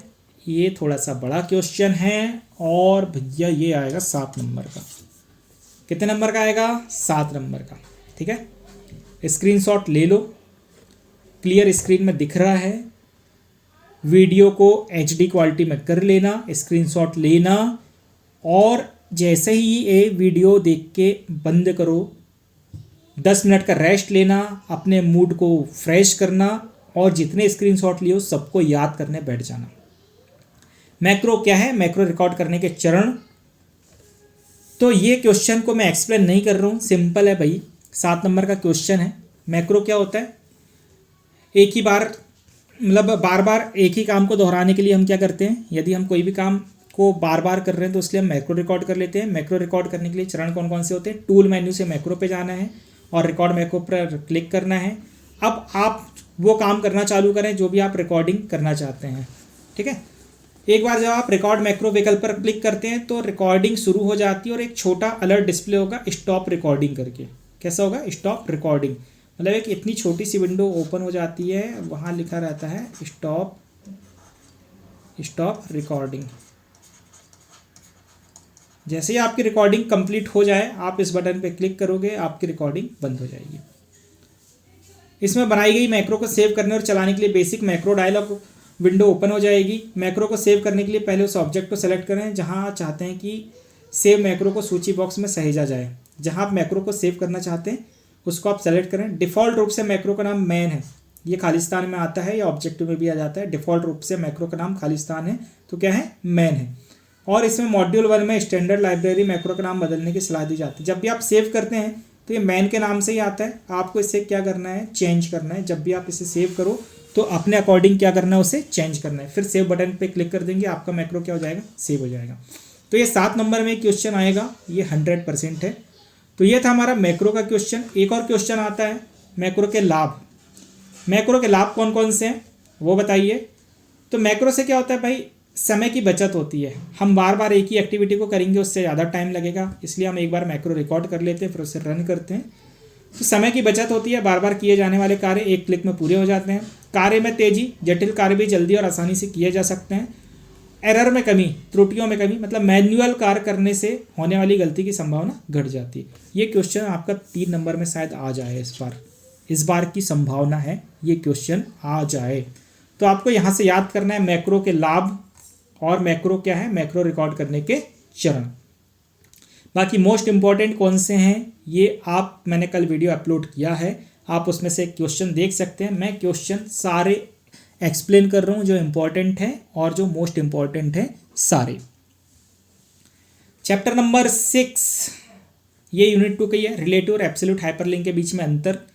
रिलेटिव और एब्सोल्यूट हाइपरलिंक क्या होती है ये भी क्वेश्चन आता है। मैं यहाँ पे अंतर लिखता हूँ, यदि अंतर आया तो ये टेबल बना देना, अंतर नहीं आया तो फिर यही वाले जो पॉइंट्स लिखे हुए हैं इसी पॉइंट्स को आप लिख देना। रिलेटिव हाइपरलिंक क्या होती है आप वो लिख देना। एब्सोल्यूट हाइपरलिंक क्या होती है ये लिख देना। ये कंपैरिजन टेबल नहीं बनाना यदि अंतर नहीं पूछा तो, और अंतर पूछा तो ये कंपैरिजन टेबल बना लेना। रिलेटिव हाइपरलिंक यह लिंक वर्तमान फाइल के स्थान करंट लोकेशन के अकॉर्डिंग बनाया जाता है। एब्सोल्यूट हाइपरलिंक यह लिंक फाइल के या डॉक्यूमेंट के पूर्ण पाथ को स्टोर करता है। पूरा पाथ मतलब कि कौन सी ड्राइव में है, कौन से फोल्डर में है, कौन से सब फोल्डर के अंदर में है, वो सब। रिलेटिव हाइपरलिंक मतलब कि एक फोल्डर के अंदर में आपने रख दिया, बस हो गया। यदि फाइल को किसी नए स्थान पर ले जाया जाए तो ये लिंक समानतः काम करता है। मतलब कि भाई यदि मैंने उसको ले गया एक फोल्डर को उठा के किसी दूसरी ड्राइव पे लेके चले गया तो भी वो फाइल काम करेगी मेरी, क्योंकि जो मेरी फाइल है वो किसी फोल्डर के अंदर पे है। यदि फाइल का स्थान बदला जाए तो लिंक काम नहीं करता। मतलब कि नीचे आपको दिख रहा होगा ये एडमिन क्या है? एडमिन एक फोल्डर है, उसके अंदर सब फोल्डर डाउनलोड है, उसके अंदर ट्राई ओडीएस ये क्या है? मेरी फाइल है। जस्ट यहाँ पे दूसरा कंपैरिजन देखेंगे। सी मेरी ड्राइव है, यूज़र मेरा फोल्डर है, एडमिन फोल्डर है, डाउनलोड फोल्डर है, ट्राई ओडीएस फोल्डर है। यदि मैं इस ट्राई ओडीएस को इस डाउनलोड से निकाल के मैं डॉक्यूमेंट के अंदर में डाल दूँ, कहाँ डाल दूँ? डाउनलोड से निकाल के डॉक्यूमेंट के अंदर में, तो ये पाथ काम करना बंद कर देगा। ये पाथ मेरा काम नहीं करेगा। यदि इस ट्राई ओडीएस को, इस वाले फोल्डर को मैं पूरा एडमिन फोल्डर को ही उठा के मैं किसी और के अंदर भी ले जा लूँ, इस वाले पूरे फोल्डर को भी ले जा लूँ, तो मेरा क्या करेगा? ये फाइल काम करेगी। यह तब उपयोगी होती है जब सभी फाइलें एक ही फोल्डर या संबंधित फोल्डर में हो। यही लाइन पूरे आपके हाइपरलिंक को एक्सप्लेन कर देती है यहाँ से यहाँ तक कि यह तब उपयोगी होती है जब सभी फाइलें एक ही फोल्डर या संबंधित फोल्डर में हो। यह तब उपयोगी होती है जब फाइलें अलग अलग ड्राइव या सर्वर पर स्थित हों। अलग अलग ड्राइव कैसे समझ रहे हैं? ये सी ड्राइव है, ठीक है। आप कोई डी ड्राइव से एक फाइल लेके आएंगे तो वहाँ पे कौन सी एब्सोल्यूट हाइपरलिंक होती है। ओके, तो ये क्वेश्चन आ जाता है। जनरली 5 नंबर में क्वेश्चन आता है यदि आना रहा तो। अगला क्वेश्चन देखते हैं, हाइपरलिंक क्या है? हाइपरलिंक बनाने के चरण। अब भाई ये है हाइपरलिंक क्या है? हाइपरलिंक बनाने के चरण। हाइपरलिंक क्या होती है? मैंने आपको टीओसी में बताया था। हाइपरलिंक ऐसी लिंक होती है जिस पर क्लिक करने से हम किसी वेब पेज, ईमेल, फाइल या उसी डॉक्यूमेंट के किसी अन्य स्थान पर सीधे पहुंच सकते हैं। कई बार होता है ना कि क्लिक हेयर। क्लिक हेयर मतलब जैसे ही आप यहाँ पे क्लिक करेंगे तो क्या होएगा, आप किसी वीडियो पे जा सकते हैं, किसी वेबसाइट पे जा सकते हैं, ये हो सकता है। इसी पीडीएफ के टॉप में मैंने आपको दिया हुआ है। कई बार मैं आपको ही लिंक शेयर करता हूँ, मैं भी आपको इस वीडियो के डिस्क्रिप्शन पर वोकेशनल आईटी के ऐप की लिंक दूंगा। तो उस लिंक पे आप जैसे ही क्लिक करेंगे तो आप कहाँ पहुँच जाएंगे, सीधे प्ले स्टोर पे पहुँच जाएंगे। ठीक है, तो वहाँ पे क्या काम करता है, हाइपरलिंक काम करता है। हाइपरलिंक बनाने के चरण 9 स्टेप्स हैं। आप यहाँ पे 9 स्टेप का आप स्क्रीनशॉट लीजिए, 7 स्टेप यहाँ पर हैं। ठीक है, इसके बाद में अगला जो 2 हैं वो ये है। तो मुझे उम्मीद है कि आपने इनका स्क्रीनशॉट ले लिया होगा। वीडियो बहुत लंबा हो रहा है, मैं इसको एक्सप्लेन नहीं कर रहा हूँ। अगला क्वेश्चन देखते हैं, मर्जिंग और कंपेयरिंग स्प्रेडशीट के बीच में अंतर। अब सिंपल समझ में आता है, मर्ज करना मतलब जोड़ना और कंपेयर करना मतलब तुलना करना। तो आप ये क्वेश्चन देख सकते हैं, मैं इसको भी एक्सप्लेन नहीं कर रहा हूँ, आप इसका स्क्रीनशॉट लीजिए और सीधे क्या करिए, याद कर लीजिएगा यदि आप इसको याद करना चाहते हैं तो। ठीक है, एक और होता है शेयरिंग स्प्रेडशीट। मर्जिंग, कंपेयरिंग और शेयरिंग। शेयरिंग करना मतलब किसी अन्य यूज़र को फाइल को शेयर करना। ठीक है, तो आप ये आंसर याद कर लीजिएगा, 4 डिफरेंस है इनके। इसका पैटर्न भी कितने नंबर का आएगा, 20 नंबर का आएगा। कितना आएगा, 3 नंबर का 1, 5 नंबर का 1, 7 नंबर का 1, टोटल हो गए आपके 15 नंबर। 5 ऑब्जेक्टिव, टोटल 20 नंबर का आपका आ जाएगा यहाँ से। ठीक है, तो ये 5 ऑब्जेक्टिव आपको पढ़ने हैं। कुछ ऑब्जेक्टिव तो मैंने यहीं क्लियर कर दिया। मैक्रो का डिफ़ॉल्ट नाम क्या होता है, मैन होता है। ठीक है, इस टाइप के ऑब्जेक्टिव आते हैं। तो ये था हमारा यूनिट नंबर 2 के इम्पॉर्टेंट और मोस्ट इम्पॉर्टेंट क्वेश्चंस। इसके बाद में आता है यूनिट नंबर 3, सबसे मज़ेदार यूनिट और सबसे आसान यूनिट। सबसे मज़ेदार और सबसे आसान में इसे क्यों बोल रहा हूँ, बहुत ईजी है। इसका वेटेज है भाई 25 नंबर। कितने नंबर, 25। 3 नंबर का एक क्वेश्चन, 5 नंबर का एक क्वेश्चन, और सबसे ज़्यादा लूटने वाले जो क्वेश्चंस होते हैं 7 नंबर के, वो हैं 2 क्वेश्चन। तो कितने हो जाएंगे टोटल यहाँ से टोटल हो गया हमारा 22 नंबर की थ्योरी आने वाली है। कितने नंबर की, 22 नंबर की, और 3 नंबर के ऑब्जेक्टिव, टोटल हो जाएगा आपका 25।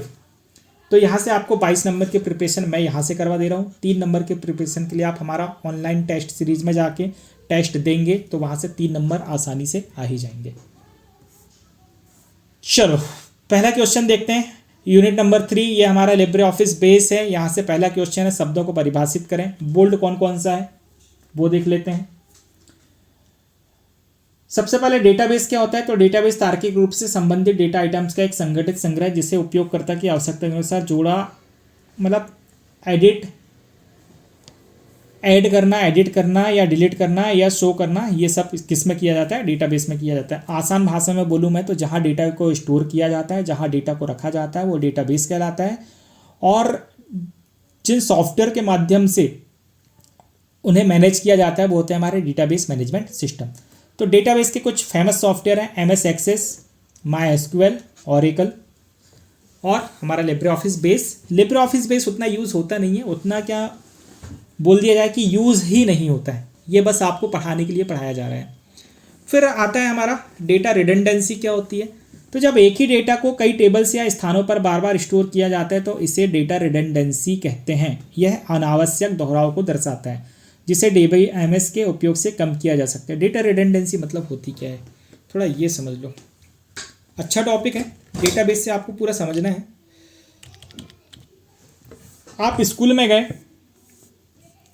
स्कूल में आप गए तो वहाँ पे क्या हुआ कि आपके जो क्लास टीचर हैं, कौन है, क्लास टीचर, जब आप एडमिशन ले रहे थे तो उन्होंने आपको एक फॉर्म दिया। फॉर्म भरने के बाद में उन्होंने अपने रजिस्टर में क्या कर लिया, आपके डेटा की एंट्री कर ली। किसकी एंट्री कर ली, डेटा की एंट्री कर ली। ठीक है, 3 महीने के बाद में आपके यहाँ पे एक इवेंट हुआ, स्पोर्ट्स। आप स्पोर्ट्स वाले टीचर के पास में गए, आपने उनको अपनी डिटेल बताया। डिटेल बताने के बाद में उन्होंने भी क्या कर लिया, उन्होंने अपने एक रजिस्टर बनाया, वहाँ पर भी उन्होंने आपकी एंट्री कर लिया। क्या हुआ यहाँ पे, उन्होंने अपना सीरियल, इसको रोल नंबर लिख देता हूँ मैं, रोल नंबर बनाया, नाम, फादर नेम और आपका लिख लिया मोबाइल नंबर। बहुत सारी फील्ड होती हैं, अप्रॉक्स 20 से 22 फील्ड होती हैं। स्पोर्ट्स वाले के पास गए, उन्होंने आपका रोल नंबर लिखा, नाम लिखा, फिर फादर नेम लिखा और मोबाइल नंबर लिख लिया, और आप स्पोर्ट्स में कौन सा स्पोर्ट्स आप खेल रहे हैं वो लिख लिया। ठीक है, इन दोनों टेबल में कौन सा डेटा बार बार रिपीट हो रहा है भाई? नाम रिपीट हो रहा है, फादर नेम रिपीट हो रहा है, मोबाइल नंबर रिपीट हो रहा है। नाम, फादर नेम, मोबाइल नंबर। तो यहाँ पे डेटा का दोहराव हो रहा है, डेटा रिपीट हो रहा है बार बार। तो हम डेटाबेस में ये नहीं चाहते कि ये डेटा हमारा बार बार रिपीट हो। क्या होगा इससे, प्रॉब्लम क्या होगी? सर कोई दिक्कत थोड़ी है, रिपीट भी हो गया तो। दिक्कत ये आती बाद में, अभी आपने अपना नाम लिखा था आकाश, क्या लिखा था? AKASH, आकाश लिखवाया। आपके स्पोर्ट्स वाले टीचर ने क्या कर लिया? आकाश लिख दिया, AKASH। दोनों डेटा में क्या हो गया? डिफरेंस आ गया और डेटा मिसमैच होने लगा। एक प्रॉब्लम नंबर 2 ये भी आती है कि आपने यहाँ पे लिखा आकाश, यहाँ पर भी लिखा आकाश, बाद में आपको लगा कि मेरी आकाश की स्पेलिंग तो गलत है, तो आपने अपने क्लास टीचर को आधार कार्ड अपडेट कराया, क्लास टीचर के पास में आके अपना नाम चेंज करा लिया, आकाश करा दिया। स्पोर्ट्स वाले टीचर के पास भी आप जाके नाम चेंज कराएंगे क्या? नहीं कराएंगे। लाइब्रेरी वाले के पास जाके नाम चेंज कराएंगे क्या? नहीं कराएंगे। तो आपका डेटा क्या हो रहा है? मिसमैच हो रहा है ना। इसी चीज़ को रोकने के लिए क्या यूज़ किया जाता है? Data redundancy. मतलब डेटा रिडंडेंसी को रोकने के लिए हम क्या करते हैं? DBMS का यूज़ करते हैं। DBMS टूल होते हैं। क्या होते हैं हमारे? DBMS tool. ठीक है, इसकी मदद से हम क्या करते हैं? ये डेटा जो रिपीट हो रहा है, डेटा का दोहराव हो रहा है, इसको रोकते हैं। एक 3 नंबर के क्वेश्चन के लिए मैंने आपको बहुत लंबा एक्सप्लेनेशन दे दिया।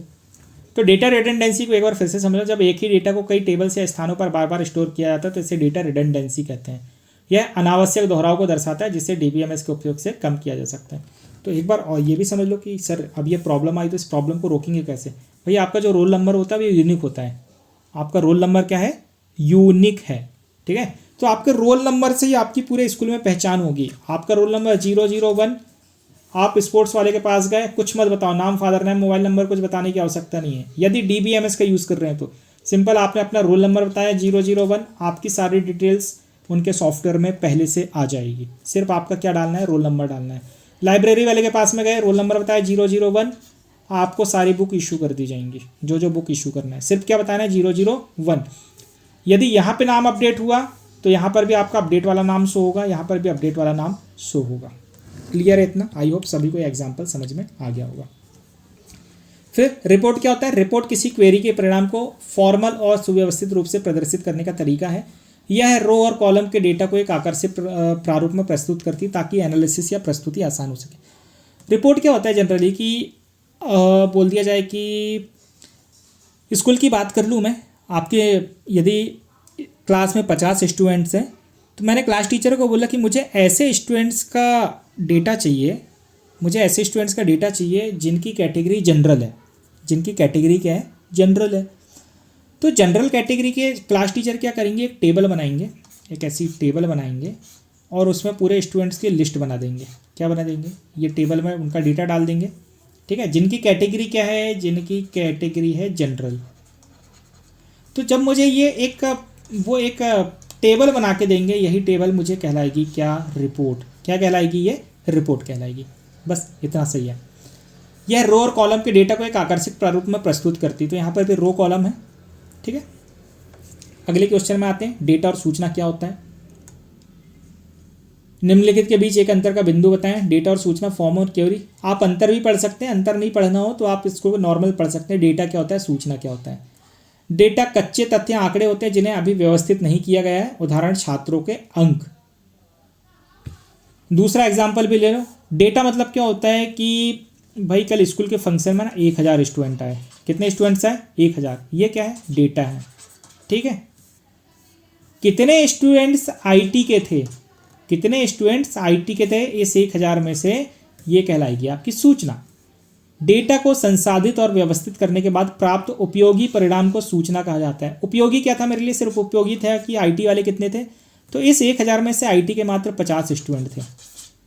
तो डेटा क्या है? ये 1000 स्टूडेंट्स का मेरे पास डेटा है, और सूचना क्या है? ये 50 स्टूडेंट्स की जो मेरे पास इंफॉर्मेशन, ये है मेरे पास में सूचना। आई होप समझ में आ गया होगा। फॉर्म और क्वेरी। फॉर्म क्या होता है? डेटा को टेबल में दर्ज करने के लिए एक उपयोगकर्ता के अनुकूल इंटरफेस है। मतलब कि डेटाबेस पर डेटा कहाँ स्टोर किया जाता है, टेबल में स्टोर किया जाता है। तो उस टेबल में हम डेटा कहाँ से फिल करेंगे, या तो हम फॉर्म की मदद से फिल करेंगे या तो फिर सीधे क्वेरी चलाएंगे। ठीक है, तो आपने फेसबुक चलाया होगा, इंस्टाग्राम चलाया होगा, जब भी आप वहाँ पे नया अकाउंट बनाते हैं तो भी आपको वहाँ क्या दिखता है, एक फॉर्म दिखता है। क्या दिखता है, फॉर्म। उस फॉर्म में आपसे जैसे लॉगिन फॉर्म की बात किया जाए तो सबसे पहले यूज़र नेम लिख दिया मैंने। यूज़र नेम, आप यहाँ पे यूज़र नेम डालो, यहाँ पे पासवर्ड डालो और एक बटन होती है लॉगिन। ये क्या है, मेरा फॉर्म। तो डेटा को टेबल में दर्ज करने के लिए उपयोगकर्ता के अनुकूल इंटरफेस है। उदाहरण है, फॉर्म द्वारा छात्र का डेटा दर्ज किया जाता है। मतलब कि ये लॉगिन फॉर्म है, समझ लो। या आप एक साइन अप फॉर्म बनाते हैं तो साइन अप फॉर्म में आप अपना नाम, ईमेल, मोबाइल नंबर जो देते हैं, तो ये डेटा भी कहाँ जाके स्टोर होगा, आपका टेबल में स्टोर होगा। आप सीधे टेबल में डेटा स्टोर नहीं कर सकते क्योंकि आपको उसके बारे में कोई नॉलेज नहीं है। तो आपको एक उपयोगकर्ता के अनुकूल इंटरफेस, मतलब यूज़र के अकॉर्डिंग, यूज़र को जो आसानी से समझ में आ सके, वो आपको दे दिया जाता है। और दूसरा एग्जांपल, जब भी आप स्कूल एडमिशन के लिए जाते हैं तो आपको एक फॉर्म दे दिया जाता है। आप उस फॉर्म को भर के क्या करते हैं, अपने क्लास टीचर को दे देते हैं। दूसरा था क्वेरी, डेटाबेस से विशेष जानकारी प्राप्त करने के लिए उपयोग किया जाने वाला प्रश्न या निर्देश है, या डेटाबेस से पूछा गया प्रश्न भी क्या कहलाती है, क्वेरी कहलाती है। क्वेरी कैसे लिखते हैं, क्वेरी लिखते हैं भाई सेलेक्ट एस्ट्रिस्क फ्रॉम स्टूडेंट। ये क्वेरी है, बहुत आसान क्वेरी है। यदि ये एग्जाम में आए तो आप ये क्वेरी लिख सकते हैं, सेलेक्ट एस्ट्रिस्क फ्रॉम स्टूडेंट। तो ये क्वेरी का मतलब क्या है, सेलेक्ट करो, एस्ट्रिस्क मतलब सब कुछ, फ्रॉम स्टूडेंट। स्टूडेंट टेबल के अंदर जितना भी डेटा है सबको क्या कर लो, सेलेक्ट करो और शो करो। तो जैसे आप ये क्वेरी रन करेंगे तो क्या होगा, आपको एक टेबल दिखेगी। उस टेबल में जितने भी स्टूडेंट टेबल के अंदर में डेटा था वो सारा के सारा डेटा आपको यहाँ पे दिखने लगेगा। ये होती है क्वेरी। अब यहाँ पे आप फिल्टर लगा सकते हैं, select asterisk from students where marks is equal to greater than 50। आप ये क्वेरी लगा सकते हैं। तो ये बहुत आसान है, सिंपल है।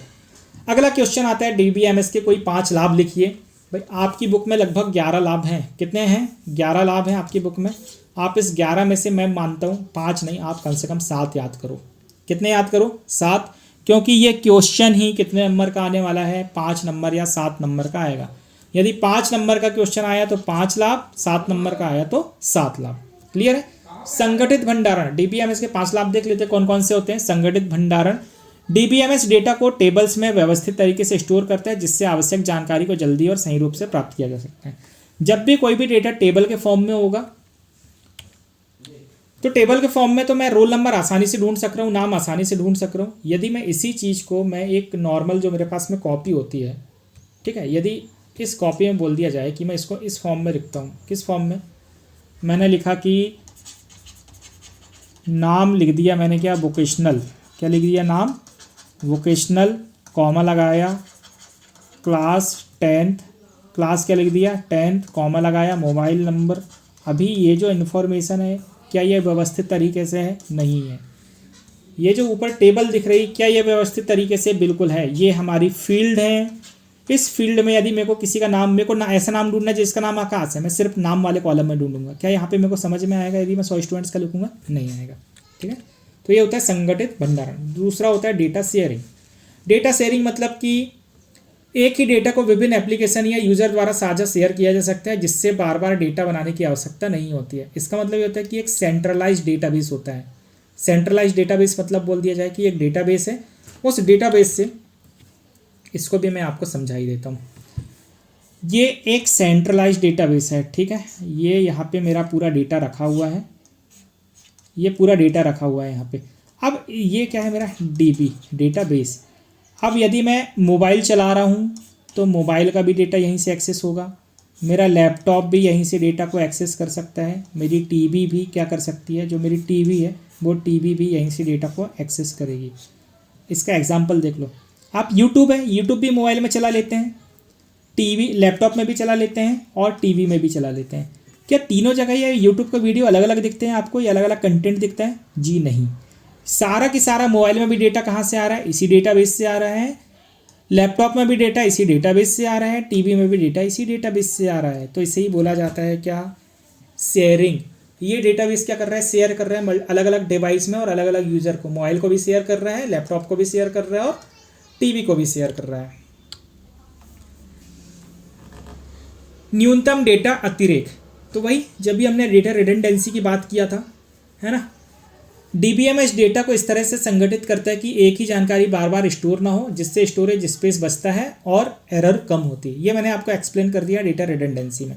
फिर डेटा संगति, डेटा कंसिस्टेंसी, जब डेटा केवल एक ही जगह अपडेट किया जाता है तो सभी टेबल्स में एक ही समान और सही जानकारी रहती है। इसका मतलब ये है कि यदि मैंने एक जगह नाम अपडेट कराया अपना आकाश, तो जहाँ जहाँ मेरा डेटा है वहाँ पे मेरा नाम अपने आप अपडेट हो जाए, उससे बोला जाता है डेटा संगति या डेटा कंसिस्टेंसी। फिर सिक्योरिटी, डीबीएमएस में पासवर्ड और एक्सेस कंट्रोल जैसी सुविधाएं होती हैं, जिससे केवल अधिकृत व्यक्ति ही डेटा देख या बदल सकता है। मतलब कि आप एक्सेस दे सकते हैं, मतलब कि आप अपने डेटाबेस में पासवर्ड लगा सकते हैं। सिंपल इंस्टाग्राम आप चलाते होगे तो इंस्टाग्राम में क्या होता है, कुछ यूजर्स की प्रोफाइल लॉक होती है, कुछ प्रोफाइल पब्लिक होती हैं। तो पब्लिक प्रोफाइल में आप उसकी पोस्ट देख सकते हो, स्टोरी देख सकते हो। प्राइवेट प्रोफाइल में देख सकते हो क्या, नहीं। तो ये सब हम किसकी मदद से कर सकते हैं, डीबीएमएस की मदद से कर सकते हैं। तो स्टूडेंट्स, मेरी आपसे रिक्वेस्ट है कि इस क्वेश्चन के कम से कम आप 7 बेनिफिट याद करिएगा। आपकी बुक में 7 बेनिफिट से ज़्यादा बेनिफिट हैं। यदि 7 नंबर में आए तो 7 ही लिखिएगा, ताकि आपको पूरे में से पूरे मार्क्स मिल सकें। जिस तरीके से ये आंसर लिखा हुआ है इसी तरीके से आंसर लिखिएगा। तो ये मोस्ट इंपॉर्टेंट क्वेश्चन है, ये क्वेश्चन आएगा ही आएगा। ओके, अब अगले 2 क्वेश्चन हैं। डेटाबेस में उपयोग होने वाली विभिन्न की को समझाइए, विभिन्न डेटा मॉडल को समझाइए। तो डेटाबेस में उपयोग होने वाली की कौन कौन सी की होती है। सबसे पहले तो मोस्ट इंपॉर्टेंट है प्राइमरी की, फिर कैंडिडेट, फिर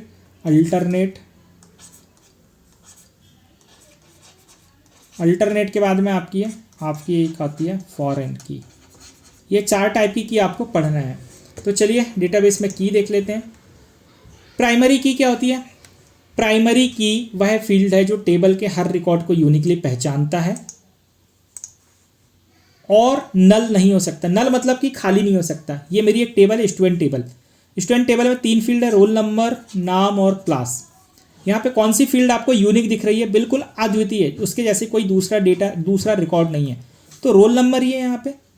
इस मामले में नाम क्या हो सकता है, एक ही क्लास में रवि नाम के 2 अलग अलग स्टूडेंट हो सकते हैं, अनीता नाम के अलग अलग स्टूडेंट्स हो सकती हैं। ठीक है, तो यहाँ पे डेटा यूनिक नहीं रहा हमारा। पर क्या रोल नंबर, एक स्टूडेंट का रोल नंबर किसी दूसरे स्टूडेंट को भी दिया जा सकता है, नहीं। हमेशा एक स्टूडेंट का एक ही रोल नंबर होगा। तो वह फील्ड जो टेबल के हर रिकॉर्ड को यूनिकली पहचानता है। तो यहाँ पे ये रिकॉर्ड यूनिक है, ये रिकॉर्ड यूनिक है, और आने वाले समय में जो भी रिकॉर्ड आएगा वो भी क्या आएगा, यूनिक आएगा। तो इसे क्या बोला जाता है, प्राइमरी की। दूसरा आता है कैंडिडेट की। कैंडिडेट की वे सभी फील्ड होते हैं जिनमें यूनिक वैल्यू होती हैं और जो प्राइमरी की बनने योग्य होते हैं। तो अब आप ये देखो, इस एम्प्लॉय टेबल में 3 फील्ड है। एम्प्लॉय आईडी, ये भी यूनिक रहेगा। ईमेल, सभी एम्प्लॉय के ईमेल यूनिक रहेंगे। मोबाइल, सभी एम्प्लॉय के मोबाइल यूनिक रहेंगे।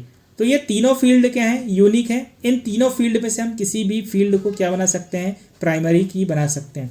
अब मान के चलो ये 3 फील्ड है, इस 3 में से मैंने एम्प्लॉय आईडी को प्राइमरी की बना दिया। क्या बना दिया, प्राइमरी की। या सबसे पहले तो ये तीनों क्या है, ये तीनों कैंडिडेट हैं। ये तीनों क्या है मेरी, ये तीनों हैं कैंडिडेट। क्या है, कैंडिडेट। ठीक है, इन 3 में से मैं किसी एक को प्राइमरी बनाऊंगा, तो एम्प्लॉय आईडी को मैंने प्राइमरी बना दिया। बाकी की जो 2 की बच गई, ये मेरी कहलाती अल्टरनेट। यही क्या कहलाती हैं, यही मेरी कहलाती है अल्टरनेट। ओके, क्लियर है। अल्टरनेट की क्या है, कैंडिडेट की में से जिस की को प्राइमरी की नहीं चुना जाता उसे एक अल्टरनेट की कहते हैं। तो ऊपर वाले एम्प्लॉय टेबल में प्राइमरी की एम्प्लॉय आईडी चुनी जाए तो एम्प्लॉय एवं मोबाइल अल्टरनेट की कहलाएंगे। तो ये ईमेल और मोबाइल क्या कहलाएंगे, अल्टरनेट की कहलाएंगे। अब फॉरेन की, ये थोड़ा सा ट्रिकी है, यहाँ पे 2 टेबल की आवश्यकता पड़ती है। फॉरेन की एक टेबल की ऐसी फील्ड होती है जो किसी दूसरी टेबल की प्राइमरी की को रेफरेंस करती है। यह 2 टेबलों के बीच रिलेशनशिप इस्टेब्लिश करती है। ठीक है, तो एक टेबल की ऐसी फील्ड जो किसी दूसरी टेबल की प्राइमरी की को रेफरेंस कर रही है। समझो, डिपार्टमेंट आईडी और डिपार्टमेंट नेम। दूसरी टेबल में एम्प्लॉय आईडी, नेम और डिपार्टमेंट आईडी। तो दूसरी टेबल में प्राइमरी की क्या है, दूसरी टेबल में प्राइमरी की है मेरा एम्प्लॉय आईडी और पहली टेबल में डिपार्टमेंट आईडी। तो यही डिपार्टमेंट आईडी दूसरी टेबल में क्या कर रही है, प्राइमरी की को रेफरेंस कर रही है। तो ये डिपार्टमेंट आईडी पहली टेबल में प्राइमरी की थी, प्राइमरी की पहली टेबल की, फर्स्ट टेबल की, ठीक है। ये हमारी क्या है, फॉरेन की। तो कौन सी फॉरेन की, यहाँ पे डिपार्टमेंट आईडी मेरी क्या बन जाएगी, फॉरेन की बन जाएगी। ये 2 लाइन की डेफिनेशन है। एक टेबल की ऐसी फील्ड होती है जो किसी दूसरी टेबल की प्राइमरी की को रेफरेंस करती है। ये 2 टेबलों के बीच रिलेशनशिप स्थापित करते हैं।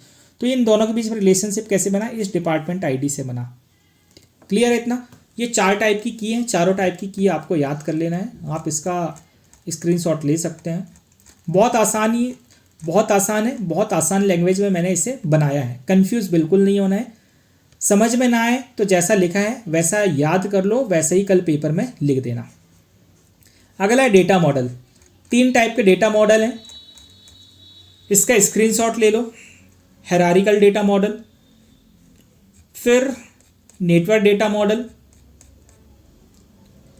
और रिलेशनल डेटा मॉडल। मैं इनको एक्सप्लेन नहीं कर रहा हूँ, मैं सिंपल आपसे बोल रहा हूँ कि आप तीनों को स्क्रीनशॉट लो। तीनों का क्या करोगे, सबसे मोस्ट इम्पॉर्टेंट सबसे पहले थ्योरी लिखोगे। क्या लिखोगे भाई, थ्योरी। और थ्योरी लिखने के बाद ही इसका क्या बनाओगे, डायग्राम। क्या बनाओगे, theory plus diagram most important है। जैसे ये थ्योरी लिखी है, थ्योरी के बाद में डायग्राम। जो डायग्राम यहाँ है वही बना दो, कोई इशू नहीं है। यदि आपने कहीं और से पढ़ा है, कोई दूसरा डायग्राम है, वो बना दो, कोई इशू नहीं है। डायग्राम बनाने के पता है आपको, यदि 5 नंबर का क्वेश्चन आया, इतनी थ्योरी पढ़ के जो आपका पेपर चेक करने वाला वो बोलेगा इसको 3 नंबर दे देता हूँ, कम लिखा है। पर यदि आपने डायग्राम बना दिया तो 3 + 2 आपको पूरे 5 नंबर मिलेंगे। तो इतना सा डायग्राम बनाने के आपको कितने नंबर ऐड हो गए, आपके 2 नंबर और ऐड हो गए। तो ये 2 भी मोस्ट इंपॉर्टेंट क्वेश्चन है। यहाँ से हायरार्किकल डेटा मॉडल और नेटवर्क डेटा मॉडल आने की पूरी संभावना है। ये दोनों आएंगे ही आएंगे, ठीक है। और डेटाबेस में की तो 4 टाइप की होती हैं। इसके बाद में आता है डेटाबेस में उपयोग होने वाले विभिन्न डेटा प्रकारों को समझाइए। डेटाबेस में कौन कौन से डेटा टाइप यूज होते हैं भाई। डेटा टाइप मतलब होता क्या है, डेटा का प्रकार। डेटा टाइप मतलब डेटा का प्रकार। अब यहाँ पे जो टेबल बनाया था मैंने, रोल नंबर में किस टाइप का डेटा आएगा, नाम में किस टाइप का डेटा आएगा, मोबाइल नंबर में किस टाइप का डेटा आएगा, ये सारे क्या है, फील्ड में जो डेटा आएगा वो किस टाइप का डेटा आएगा, ये बोला जाता है डेटा टाइप। तो हमेशा आपने देखा होगा जो भी हम नाम लिखते हैं, नाम मैंने लिखा एक नाम, सपोज मैंने ये आकाश लिख दिया। क्या लिख दिया, आकाश।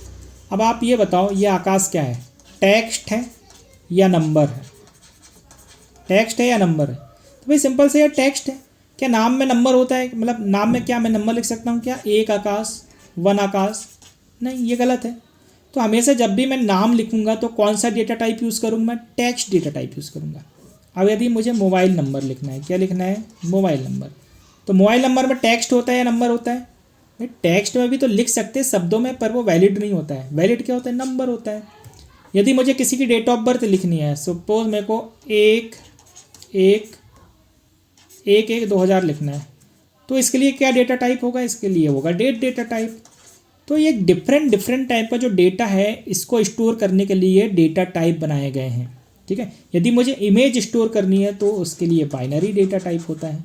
सिंपल सा बस इतना ही समझाने का है। एक टेबल के माध्यम से मैं आपको समझा देता हूँ। यदि मैं रोल नंबर ले रहा हूँ तो रोल नंबर यदि एक फील्ड है, रोल नंबर, फिर नाम, फिर मोबाइल और बोल दिया जाए कि डेट ऑफ बर्थ।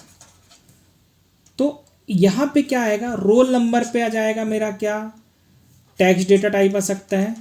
टेक्स्ट के अंदर में मैं वेरिएबल कैरेक्टर यूज़ करूँगा, वर्कर, क्या यूज़ करूँगा, वेरिएबल कैरेक्टर। नाम के अंदर में मैं टेक्स्ट डेटा टाइप यूज़ करूँगा। मोबाइल के लिए मैं नंबर डेटा टाइप यूज़ करूँगा। डेट ऑफ बर्थ के लिए मैं डेट डेटा टाइप यूज़ करूँगा, ठीक है। यदि मैं यहाँ पे मेरी इमेज भी, फ़ोटो भी स्टोर करना चाहता हूँ, फ़ोटो, तो मैं इसके लिए क्या यूज़ करूँगा, यहाँ पे बाइनरी डेटा टाइप, क्या यूज़ करूँगा, बाइनरी डेटा टाइप। तो टेक्स्ट में सिर्फ टेक्स्ट आएगा, इस वाले में पूरा क्या आएगा, टेक्स्ट आएगा। यहाँ पे बिल्कुल भी नंबर नहीं आएंगे, यहाँ नंबर आएंगे क्या, सॉरी यहाँ पे क्या जाएगा, टेक्स्ट के अंदर में आपका इस नंबर के अंदर में, नंबर वाली फील्ड के अंदर में यहाँ पे आपका टेक्स्ट नहीं आएगा। क्या नहीं आएगा, यहाँ पे टेक्स्ट नहीं आएगा, ठीक है। डेट ऑफ बर्थ के अंदर में टेक्स्ट नहीं आएगा, सिर्फ यहाँ पे आपका डेट ऑफ बर्थ वाला ही फॉर्मेट आएगा, इस वाला फॉर्मेट आएगा 01/01/2010, इस टाइप का ही फॉर्मेट आएगा, ठीक है। तो अब देख लेते हैं डेटा टाइप को। सबसे पहले कैर डेटा टाइप, कैरेक्टर से हम बोलते हैं, निश्चित लंबाई का टेक्स्ट संग्रहित करता है। निश्चित मतलब कि फिक्स है आपके पास में कितना डेटा स्टोर करना है। वेरिएबल कैरेक्टर परिवर्तनीय है, उसको बोला जाता है वेरिएबल। लंबाई का टेक्स्ट संग्रहित करता है और केवल आवश्यक कैरेक्टर ही स्टोर करता है। इसका और अच्छा आंसर है, पर इस आंसर को आप एग्जाम में लिख सकते हैं, मैंने इसको बहुत ज़्यादा शॉर्ट कर दिया है। लॉन्ग वेरिएबल कैरेक्टर बोल दिया जाए तो बड़े आकार का डेटा स्टोर करने के लिए, इसमें लगभग 64,000 कैरेक्टर तक स्टोर किया जा सकते हैं। न्यूमेरिक डेटा, जहाँ पे आपको नंबर चाहिए, इंटीजर, डेसिमल, फ्लोट, ये सारे क्या हैं, नंबर्स हैं। मुद्रा डेटा टाइप, जहाँ भी आपको करेंसी स्टोर करना है वहाँ पे मुद्रा डेटा टाइप यूज़ करेंगे। जहाँ पे आपको डेट यूज़ करना है तो दिनांक डेटा टाइप में 3 टाइप के डेटा टाइप होते हैं, डेट, टाइम और टाइम स्टैम्प। डेट जहाँ डेट स्टोर करनी है, टाइम जहाँ टाइम स्टोर करना है, और जहाँ डेट और टाइम दोनों एक साथ स्टोर करना है वहाँ टाइम स्टैम्प। फिर बूलियन डेटा टाइप, जहाँ पे ओनली यस और नो, जहाँ पे ओनली ट्रू या फॉल्स वाला चाहिए, यस और नो चाहिए, वहाँ पे हम कौन सा यूज़ करते हैं, बूलियन डेटा टाइप, ठीक है। क्या आप 10th पढ़ते हैं, यदि पढ़ते हैं तो यस, नहीं पढ़ते तो नो। क्या आप पास हो गए, तो यस और नो, ठीक है। ट्रू फॉल्स मतलब सही या गलत, तो वहाँ पर भी हम क्या लेते हैं, बूलियन डेटा टाइप लेते हैं। फिर आता है बाइनरी डेटा टाइप, जहाँ पे आप इमेज, आइडिया या वीडियो को स्टोर करते हैं। तो ये क्वेश्चन था डेटा टाइप का। ये क्वेश्चन भी 5 नंबर या 7 नंबर में आ जाता है, आप इसे भी अच्छे से प्रिपेयर करिएगा। अगला है, हम एक टेबल में प्राइमरी की को पैसे परिभाषित करें। तो भाई ये आपके स्टेप्स दिख रहे हैं। टेबल को डिज़ाइन व्यू में खोलें, उस फील्ड को चुनें जिसे आप प्राइमरी की बनाना चाहते हैं, जैसे इवेंट आईडी। उस फील्ड पे आप राइट क्लिक करें। राइट क्लिक कैसे करेंगे, माउस से करेंगे। एक पॉपअप मेन्यू खुलेगा, उसमें प्राइमरी की विकल्प को सेलेक्ट करें। जैसे आप उसको सेलेक्ट करेंगे तो चयन करने के बाद उस फील्ड के नाम के आगे की बन जाएगी। ये की दिख रही है आपको, ये चाबी, ये दिखाई देने लगेगी, मतलब वो फील्ड आपकी क्या बन गई, प्राइमरी की बन गई है। अगले चैप्टर में आते हैं 10 नंबर पर, चैप्टर नंबर 10, एक डेटाबेस में एक टेबल से संबंधित कोई 2 लाभ। तो टेबल से संबंधित कोई 2 लाभ मतलब कि रिलेशन से डेटा अतिरिक्त डेटा रिडेंडेंसी रोकने में मदद करती है। एक ही डेटा बार बार रिपीट नहीं होता है। टेबल्स के बीच संबंध बनाना यूजर को संबंधित फील्ड में अमान्य डेटा दर्ज करने से रोकता है। मतलब कि जब मेरे पास में 2 या 2 से ज़्यादा फील्ड है तो मैं एक ही टेबल में डेटा इंसर्ट करूँगा और वो डेटा मेरी सारी टेबल में चले जाएगा। किसी दूसरी टेबल में मेरे को गलत डेटा इंसर्ट करने से डेटाबेस रोक देता है। और भी इसके फ़ायदे हो सकते हैं, ठीक है। डेटा को संगठित तरीके से स्टोर कर सकते हैं टेबल में। अगला क्वेश्चन है, निम्न को समझाइए। ये रिलेशनशिप का क्वेश्चन है, 1 to 1, 1 to many, many to many। अब भाई यहाँ पे एक चीज़ देखिएगा, ये क्वेश्चन आएगा आपका 5 नंबर का, 5 नंबर या 7 नंबर का ये क्वेश्चन आएगा। 1 to 1, 1 to many, many to many relationship. तो यहाँ से आपको ये तीनों भी आ सकते हैं या कोई 2 आ सकते हैं। मैं आपको एक्सप्लेन नहीं कर रहा हूँ। 1 to 1 सिंपल मैं समझा सकता हूँ कि जब किसी टेबल की, किसी एक टेबल का एक रिकॉर्ड किसी दूसरी टेबल के एक रिकॉर्ड से जुड़ा होता है तो वो क्या होता है, 1 to 1 रिलेशनशिप होता है। जब टेबल का एक रिकॉर्ड दूसरी टेबल के कई रिकॉर्ड से जुड़ा होता है तो वो 1 to many होता है। और जब एक टेबल के बहुत सारे रिकॉर्ड दूसरी टेबल के बहुत सारे रिकॉर्ड से दोनों एक दूसरे से जुड़े होते हैं तो वो कहलाते हैं मैनी टू मैनी। सिंपल समझ लो एग्जाम्पल। 1 to 1 मतलब एक टीचर किसी एक ही स्टूडेंट को पढ़ा रहा है तो वह है 1 to 1 रिलेशनशिप। एक टीचर बहुत सारे स्टूडेंट्स को पढ़ा रहा है तो वह है 1 to many रिलेशनशिप। बहुत सारे टीचर बहुत सारे बच्चों को पढ़ा रहे हैं और बहुत सारे बच्चे बहुत सारे टीचरों से पढ़ रहे हैं, ये कहलाता है मेरा many to many relationship. Clear है इतना? आप इसका स्क्रीनशॉट ले सकते हैं। इस स्क्रीनशॉट को सीधे आप अपने एग्जाम्पल में लिखिएगा। इंटरनेट से आप एक डायग्राम उठा सकते हैं या तो फिर ये डायग्राम भी आप यूज़ कर सकते हैं। सिंपल आपको समझ में आ रहा होगा। एम्प्लॉय मतलब E1 E2 आप ये टेबल 1 समझ लो और ये टेबल 2 समझ लो, ठीक है। ये एग्जाम्पल है 1 to 1, 1 to many और मैनी टू मैनी का। ये क्वेश्चन आपका 5 नंबर या 7 नंबर में आएगा ही आएगा। इसके बाद में अगला क्वेश्चन है डेटाबेस में रिडंडेंसी या इनकंसिस्टेंसी को कैसे नियंत्रित किया जा सकता है। तो रिडंडेंसी क्या होता है भाई और इनकंसिस्टेंसी क्या होता है। जब भी डेटा बार बार रिपीट हो रहा है तो वो होता है क्या, रिडंडेंसी। और यदि डेटा दो अलग अलग टेबल में अलग अलग नाम हो रहा है तो वो होता है इनकंसिस्टेंसी। इनको कंट्रोल करने के लिए डेटाबेस में क्या होता है कि दो टेबल्स के बीच संबंध बनाने की सबसे महत्वपूर्ण शर्त यह है कि दोनों टेबल्स में एक सामान्य फील्ड कॉमन फील्ड होना चाहिए। कॉमन फील्ड मतलब रोल नंबर आपका कॉमन फील्ड है, हर टेबल में मिलेगी आपको, ठीक है। तो यदि किसी कॉलेज के डेटाबेस में छात्र का नाम और विभाग का नाम बार बार दोहराया जा रहा है, जैसे यहाँ पे क्या हो रहा है, बार बार कंप्यूटर रिपीट हो रहा है, तो ये क्या हो रहा है, डेटा रिडंडेंसी हो रही है। क्या हो रही है, डेटा की रिडंडेंसी हो रही है। हमको इसको बार बार नहीं रिपीट करना है, तो हम इसके लिए क्या करेंगे, एक अलग से टेबल बना देंगे। अब ये टेबल दिख रहा है student ID, department ID D1। अब ये दूसरी टेबल में देखेंगे डिपार्टमेंट आईडी D1 को मैंने कौन सा डिपार्टमेंट दे दिया, कंप्यूटर।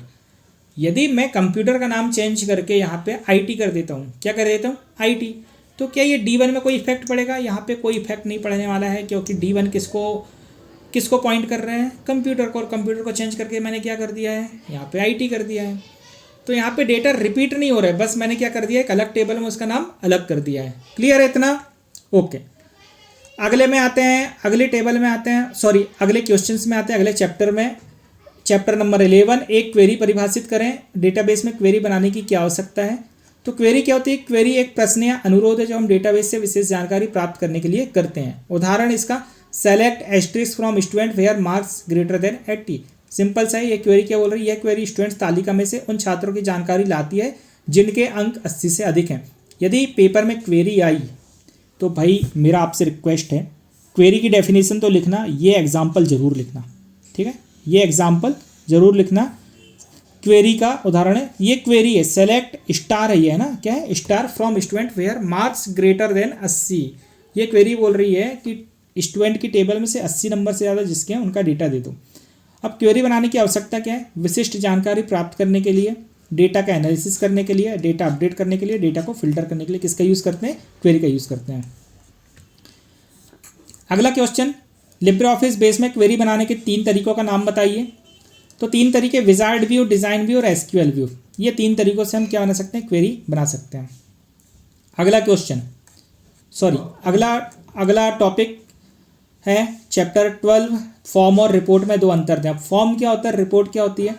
तो फॉर्म का उपयोग डेटाबेस में डेटा एंट्री, एडिट या देखने के लिए किया जाता है। मैंने अभी आपको बता दिया था फॉर्म क्या होता है, जहाँ पर भी हमको टेबल में डेटा इंसर्ट कराना हो और यूज़र के अकॉर्डिंग बनाना हो ताकि यूज़र को आसानी से समझ में आ जाए, तो वो होता है फॉर्म। और किसी टेबल से किसी भी डेटा को निकालना, प्रिंट योग्य डेटा निकालना, वो होता है रिपोर्ट। तो आपको ये पहला अंतर दिख रहा है, स्क्रीनशॉट ले लो। ये दूसरा अंतर है, इसका स्क्रीनशॉट ले लो। अगला क्वेश्चन, स्थैतिक और गतिशील रिपोर्ट में क्या अंतर है। तो स्थैतिक मतलब ऐसी रिपोर्ट जो बदलती नहीं है। डायनामिक या गतिशील रिपोर्ट वो रिपोर्ट होती है जो जैसे ही नया डेटा इंसर्ट होता है वो रिपोर्ट अपने आप अपडेट हो जाती है। तो स्थैतिक रिपोर्ट क्या होती है, यह स्थिर डेटा पर आधारित होती है। और डायनामिक रिपोर्ट यह लाइव या वर्तमान डेटा पर आधारित होती है। डेटा बदलने पर रिपोर्ट अपडेट नहीं होती है, डेटा बदलते ही स्वतः रिपोर्ट अपडेट हो जाती है। किसमें, डायनामिक रिपोर्ट में हो जाती है। स्टैटिक में इसमें बदलाव करने के लिए रिपोर्ट को दोबारा बनाना पड़ता है। और डायनामिक रिपोर्ट में यदि कोई चेंजेस आया है तो हमें क्या नहीं करना पड़ता, दोबारा उसको बनाना नहीं पड़ता, वो अपने आप अपडेट हो जाता है। स्थैतिक रिपोर्ट का काम कब होता है, जब एक बार के लिए हम उसको एक्सपोर्ट करना चाहते हैं, हम एक बार देखने के लिए, प्रिंट करने के लिए रिपोर्ट बनाना चाहते हैं, तो वो होती है हमारी स्टैटिक या स्थैतिक। और जब हम हमेशा उस रिपोर्ट को देखना चाहते हैं कंटिन्यू, तो हम उसको डायनामिक रिपोर्ट बनाते हैं। यह कम इंटरेक्टिव है, मतलब कि यह कम यूज़ होती है। और यह अधिक इंटरेक्टिव, कौन सी, डायनामिक, ये ज़्यादा यूज़ होती है।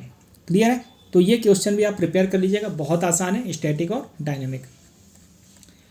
तो ये था हमारा यूनिट नंबर 3। यहाँ से 25 नंबर का आने वाला है, मैंने आपको बता दिया था कौन कौन से क्वेश्चन आने वाले हैं 25 नंबर के।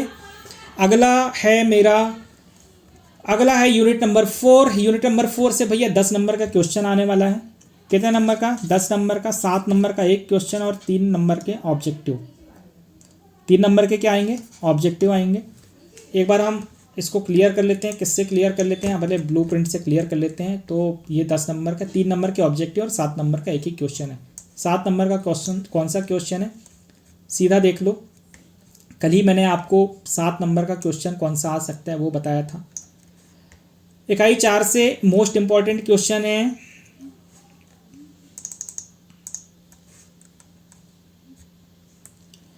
आईटी कार्यस्थल पर विभिन्न खतरों की सूची बनाएं, कार्यस्थल पर स्वच्छता के लाभ, आग की विभिन्न श्रेणियां। ये 3 ही क्वेश्चन हमको देखने 7 नंबर वाले। मैंने आंसर सभी के बनाए हैं, पर मैं यहाँ पे आके सिर्फ आपको ये 3 ही क्वेश्चन आपको एक्सप्लेन करना चाहता हूँ। ठीक है,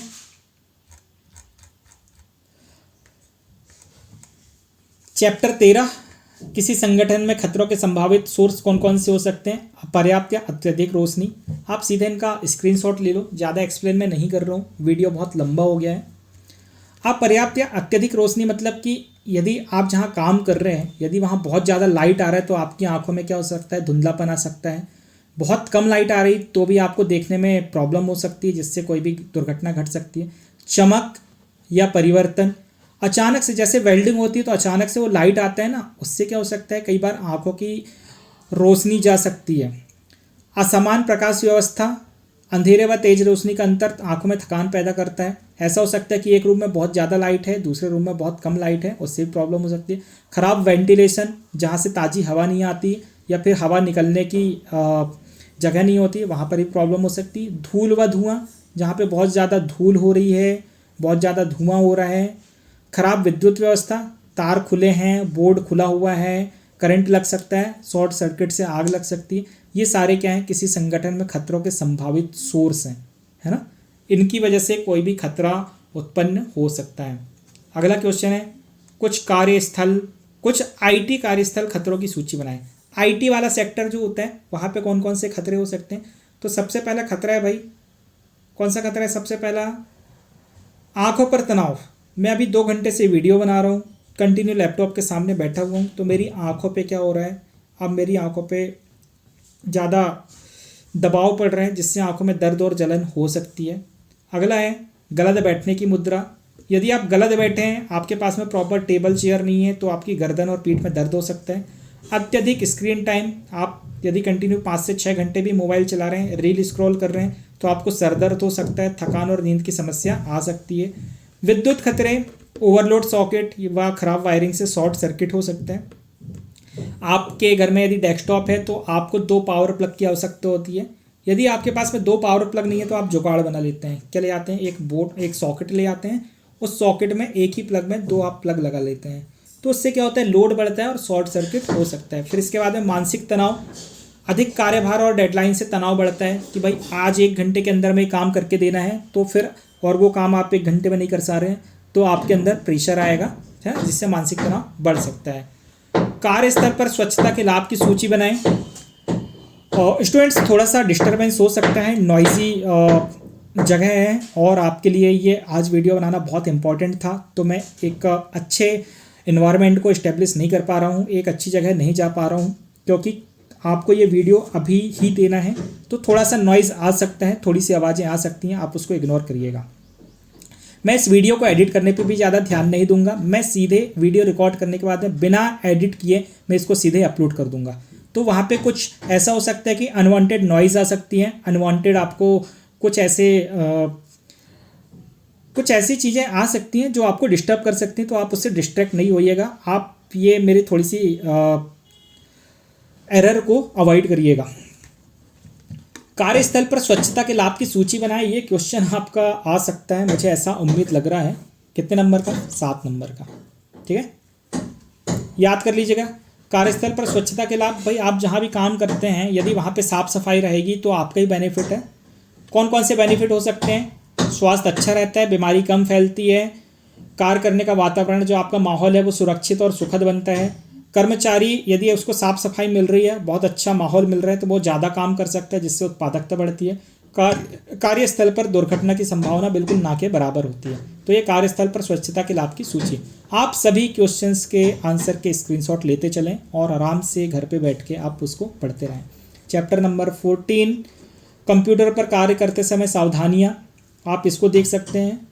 ठीक है, एक ऑब्जेक्टिव है, ये ऑब्जेक्टिव कि जब आप काम कर रहे होते हैं, कंप्यूटर पे काम कर रहे हो, तो आपके मॉनिटर की दूरी आपसे कितनी दूर होना चाहिए? तो 20 से 30 इंच आपके मॉनिटर की दूरी होनी चाहिए। ये आता है ऑब्जेक्टिव में। ये 6 पॉइंट हैं, आप यहाँ पे 6 पॉइंट को आप याद करिएगा। कल ये क्वेश्चन आ सकता है, नहीं भी आ सकता है, पर कार्यस्थल पर स्वच्छता के लाभ ये क्वेश्चन आने के ज़्यादा चांसेस हैं। इसके बाद में अध्याय 15 विभिन्न प्रकार के अग्निशामक यंत्र और उनको बुझाने वाले पदार्थ, तो ये एक टेबल है, ये टेबल का स्क्रीनशॉट ले लीजिए, इसका भी स्क्रीनशॉट ले लीजिए, आपको यहाँ पे मिल जाएगा। फिर विभिन्न प्रकार के अग्निशामक यंत्रों की तुलना करें तो अग्निशामक यंत्र डिफरेंट टाइप के होते हैं, इसका स्क्रीनशॉट भी ले लीजिए। मैं इसको ज़्यादा एक्सप्लेन इसलिए नहीं कर रहा हूँ क्योंकि यहाँ से 10 नंबर के ही क्वेश्चन आने हैं और 3 ऑब्जेक्टिव और 7 नंबर का एक क्वेश्चन आना है। तो मैंने 3 इंपॉर्टेंट क्वेश्चन आपको पहले ही बता दिए हैं कौन से आने वाले हैं, आप सिर्फ उनको याद कर लीजिएगा। स्क्रीनशॉट सभी का ले लीजिए, यदि आपके पास में बहुत ज़्यादा टाइम है तो आप सभी को पढ़ सकते हैं। फिर आग की विभिन्न श्रेणियाँ, 4 डिफरेंट टाइप की कैटेगरी है, वर्ग ए, वर्ग बी, वर्ग सी, वर्ग डी, ये पिछले बार क्वेश्चन आया था, आप इसका भी स्क्रीनशॉट ले लीजिए। एट द एंड ये हमारा यूनिट नंबर 4 कंप्लीट हो गया। तो स्टूडेंट्स ये वीडियो में बहुत लंबा वीडियो हो गया, अप्रॉक्स ये 90 मिनट का वीडियो हो गया होगा या उससे ज़्यादा हो गया होगा। यहाँ पे मैंने आपको पूरा आईटी से जो 75 नंबर का आने वाला था, कितना आने वाला था आईटी से, मैंने आपको 75 नंबर का एक्सप्लेन किया हुआ है, सिर्फ और सिर्फ किससे, जो आईटी वाला पोर्शन है आपका डोमेस्टिक डेटा एंट्री ऑपरेटर का 75 नंबर का। तो 75 नंबर में से जितनी थ्योरी आने वाली मैंने वो सारे आंसर आपको एक्सप्लेन कर दिए हैं। आई होप कि आपने स्क्रीनशॉट लिया होगा। अब आप उसका प्रिपरेशन करके कल सीधे आंसर लिख सकते हैं। अगला वीडियो आएगा वो शाम तक आ सकता है रोजगार कौशल का। किसका आएगा? रोजगार कौशल, जिसमें से 25 नंबर के मार्क्स हैं। तो मैं इस 25 नंबर के इंपॉर्टेंट 11 से 12 क्वेश्चन आंसर हैं जिनका एक सेपरेट वीडियो लेके आऊँगा, आप उसकी प्रिपरेशन करेंगे। ऑब्जेक्टिव के लिए टेस्ट सीरीज बनाया हुआ है मैंने। ऑब्जेक्टिव की ऐप के अंदर में फ्री टेस्ट सीरीज़, ऐप के अंदर में आप जाएंगे, फ्री टेस्ट सीरीज़ के अंदर में मैंने पिछले 4 साल के क्वेश्चन आंसर है, उस क्वेश्चन आंसर्स के मैंने टेस्ट सीरीज़ बनाया हुआ है। आप उस ऑनलाइन टेस्ट सीरीज़ को ज़रूर दें। एक बार मैं फिर से सारे क्वेश्चन रिपीट कर देता हूँ। यहाँ से आपको यूनिट 1 ये दिख रहा होगा, जितने बोल्ड हैं ये सारे आंसर मोस्ट इंपॉर्टेंट हैं, जितने बोल्ड नहीं है ये इंपॉर्टेंट है, आपको सभी को याद करना है। सभी का आपने स्क्रीनशॉट लिया होगा तो आप उस स्क्रीनशॉट से अपनी प्रिपरेशन करेंगे।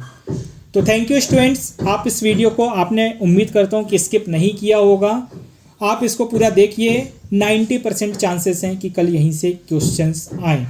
तो मिलते हैं फिर से रोजगार कौशल के वीडियो में, तब तक के लिए हैप्पी लर्निंग।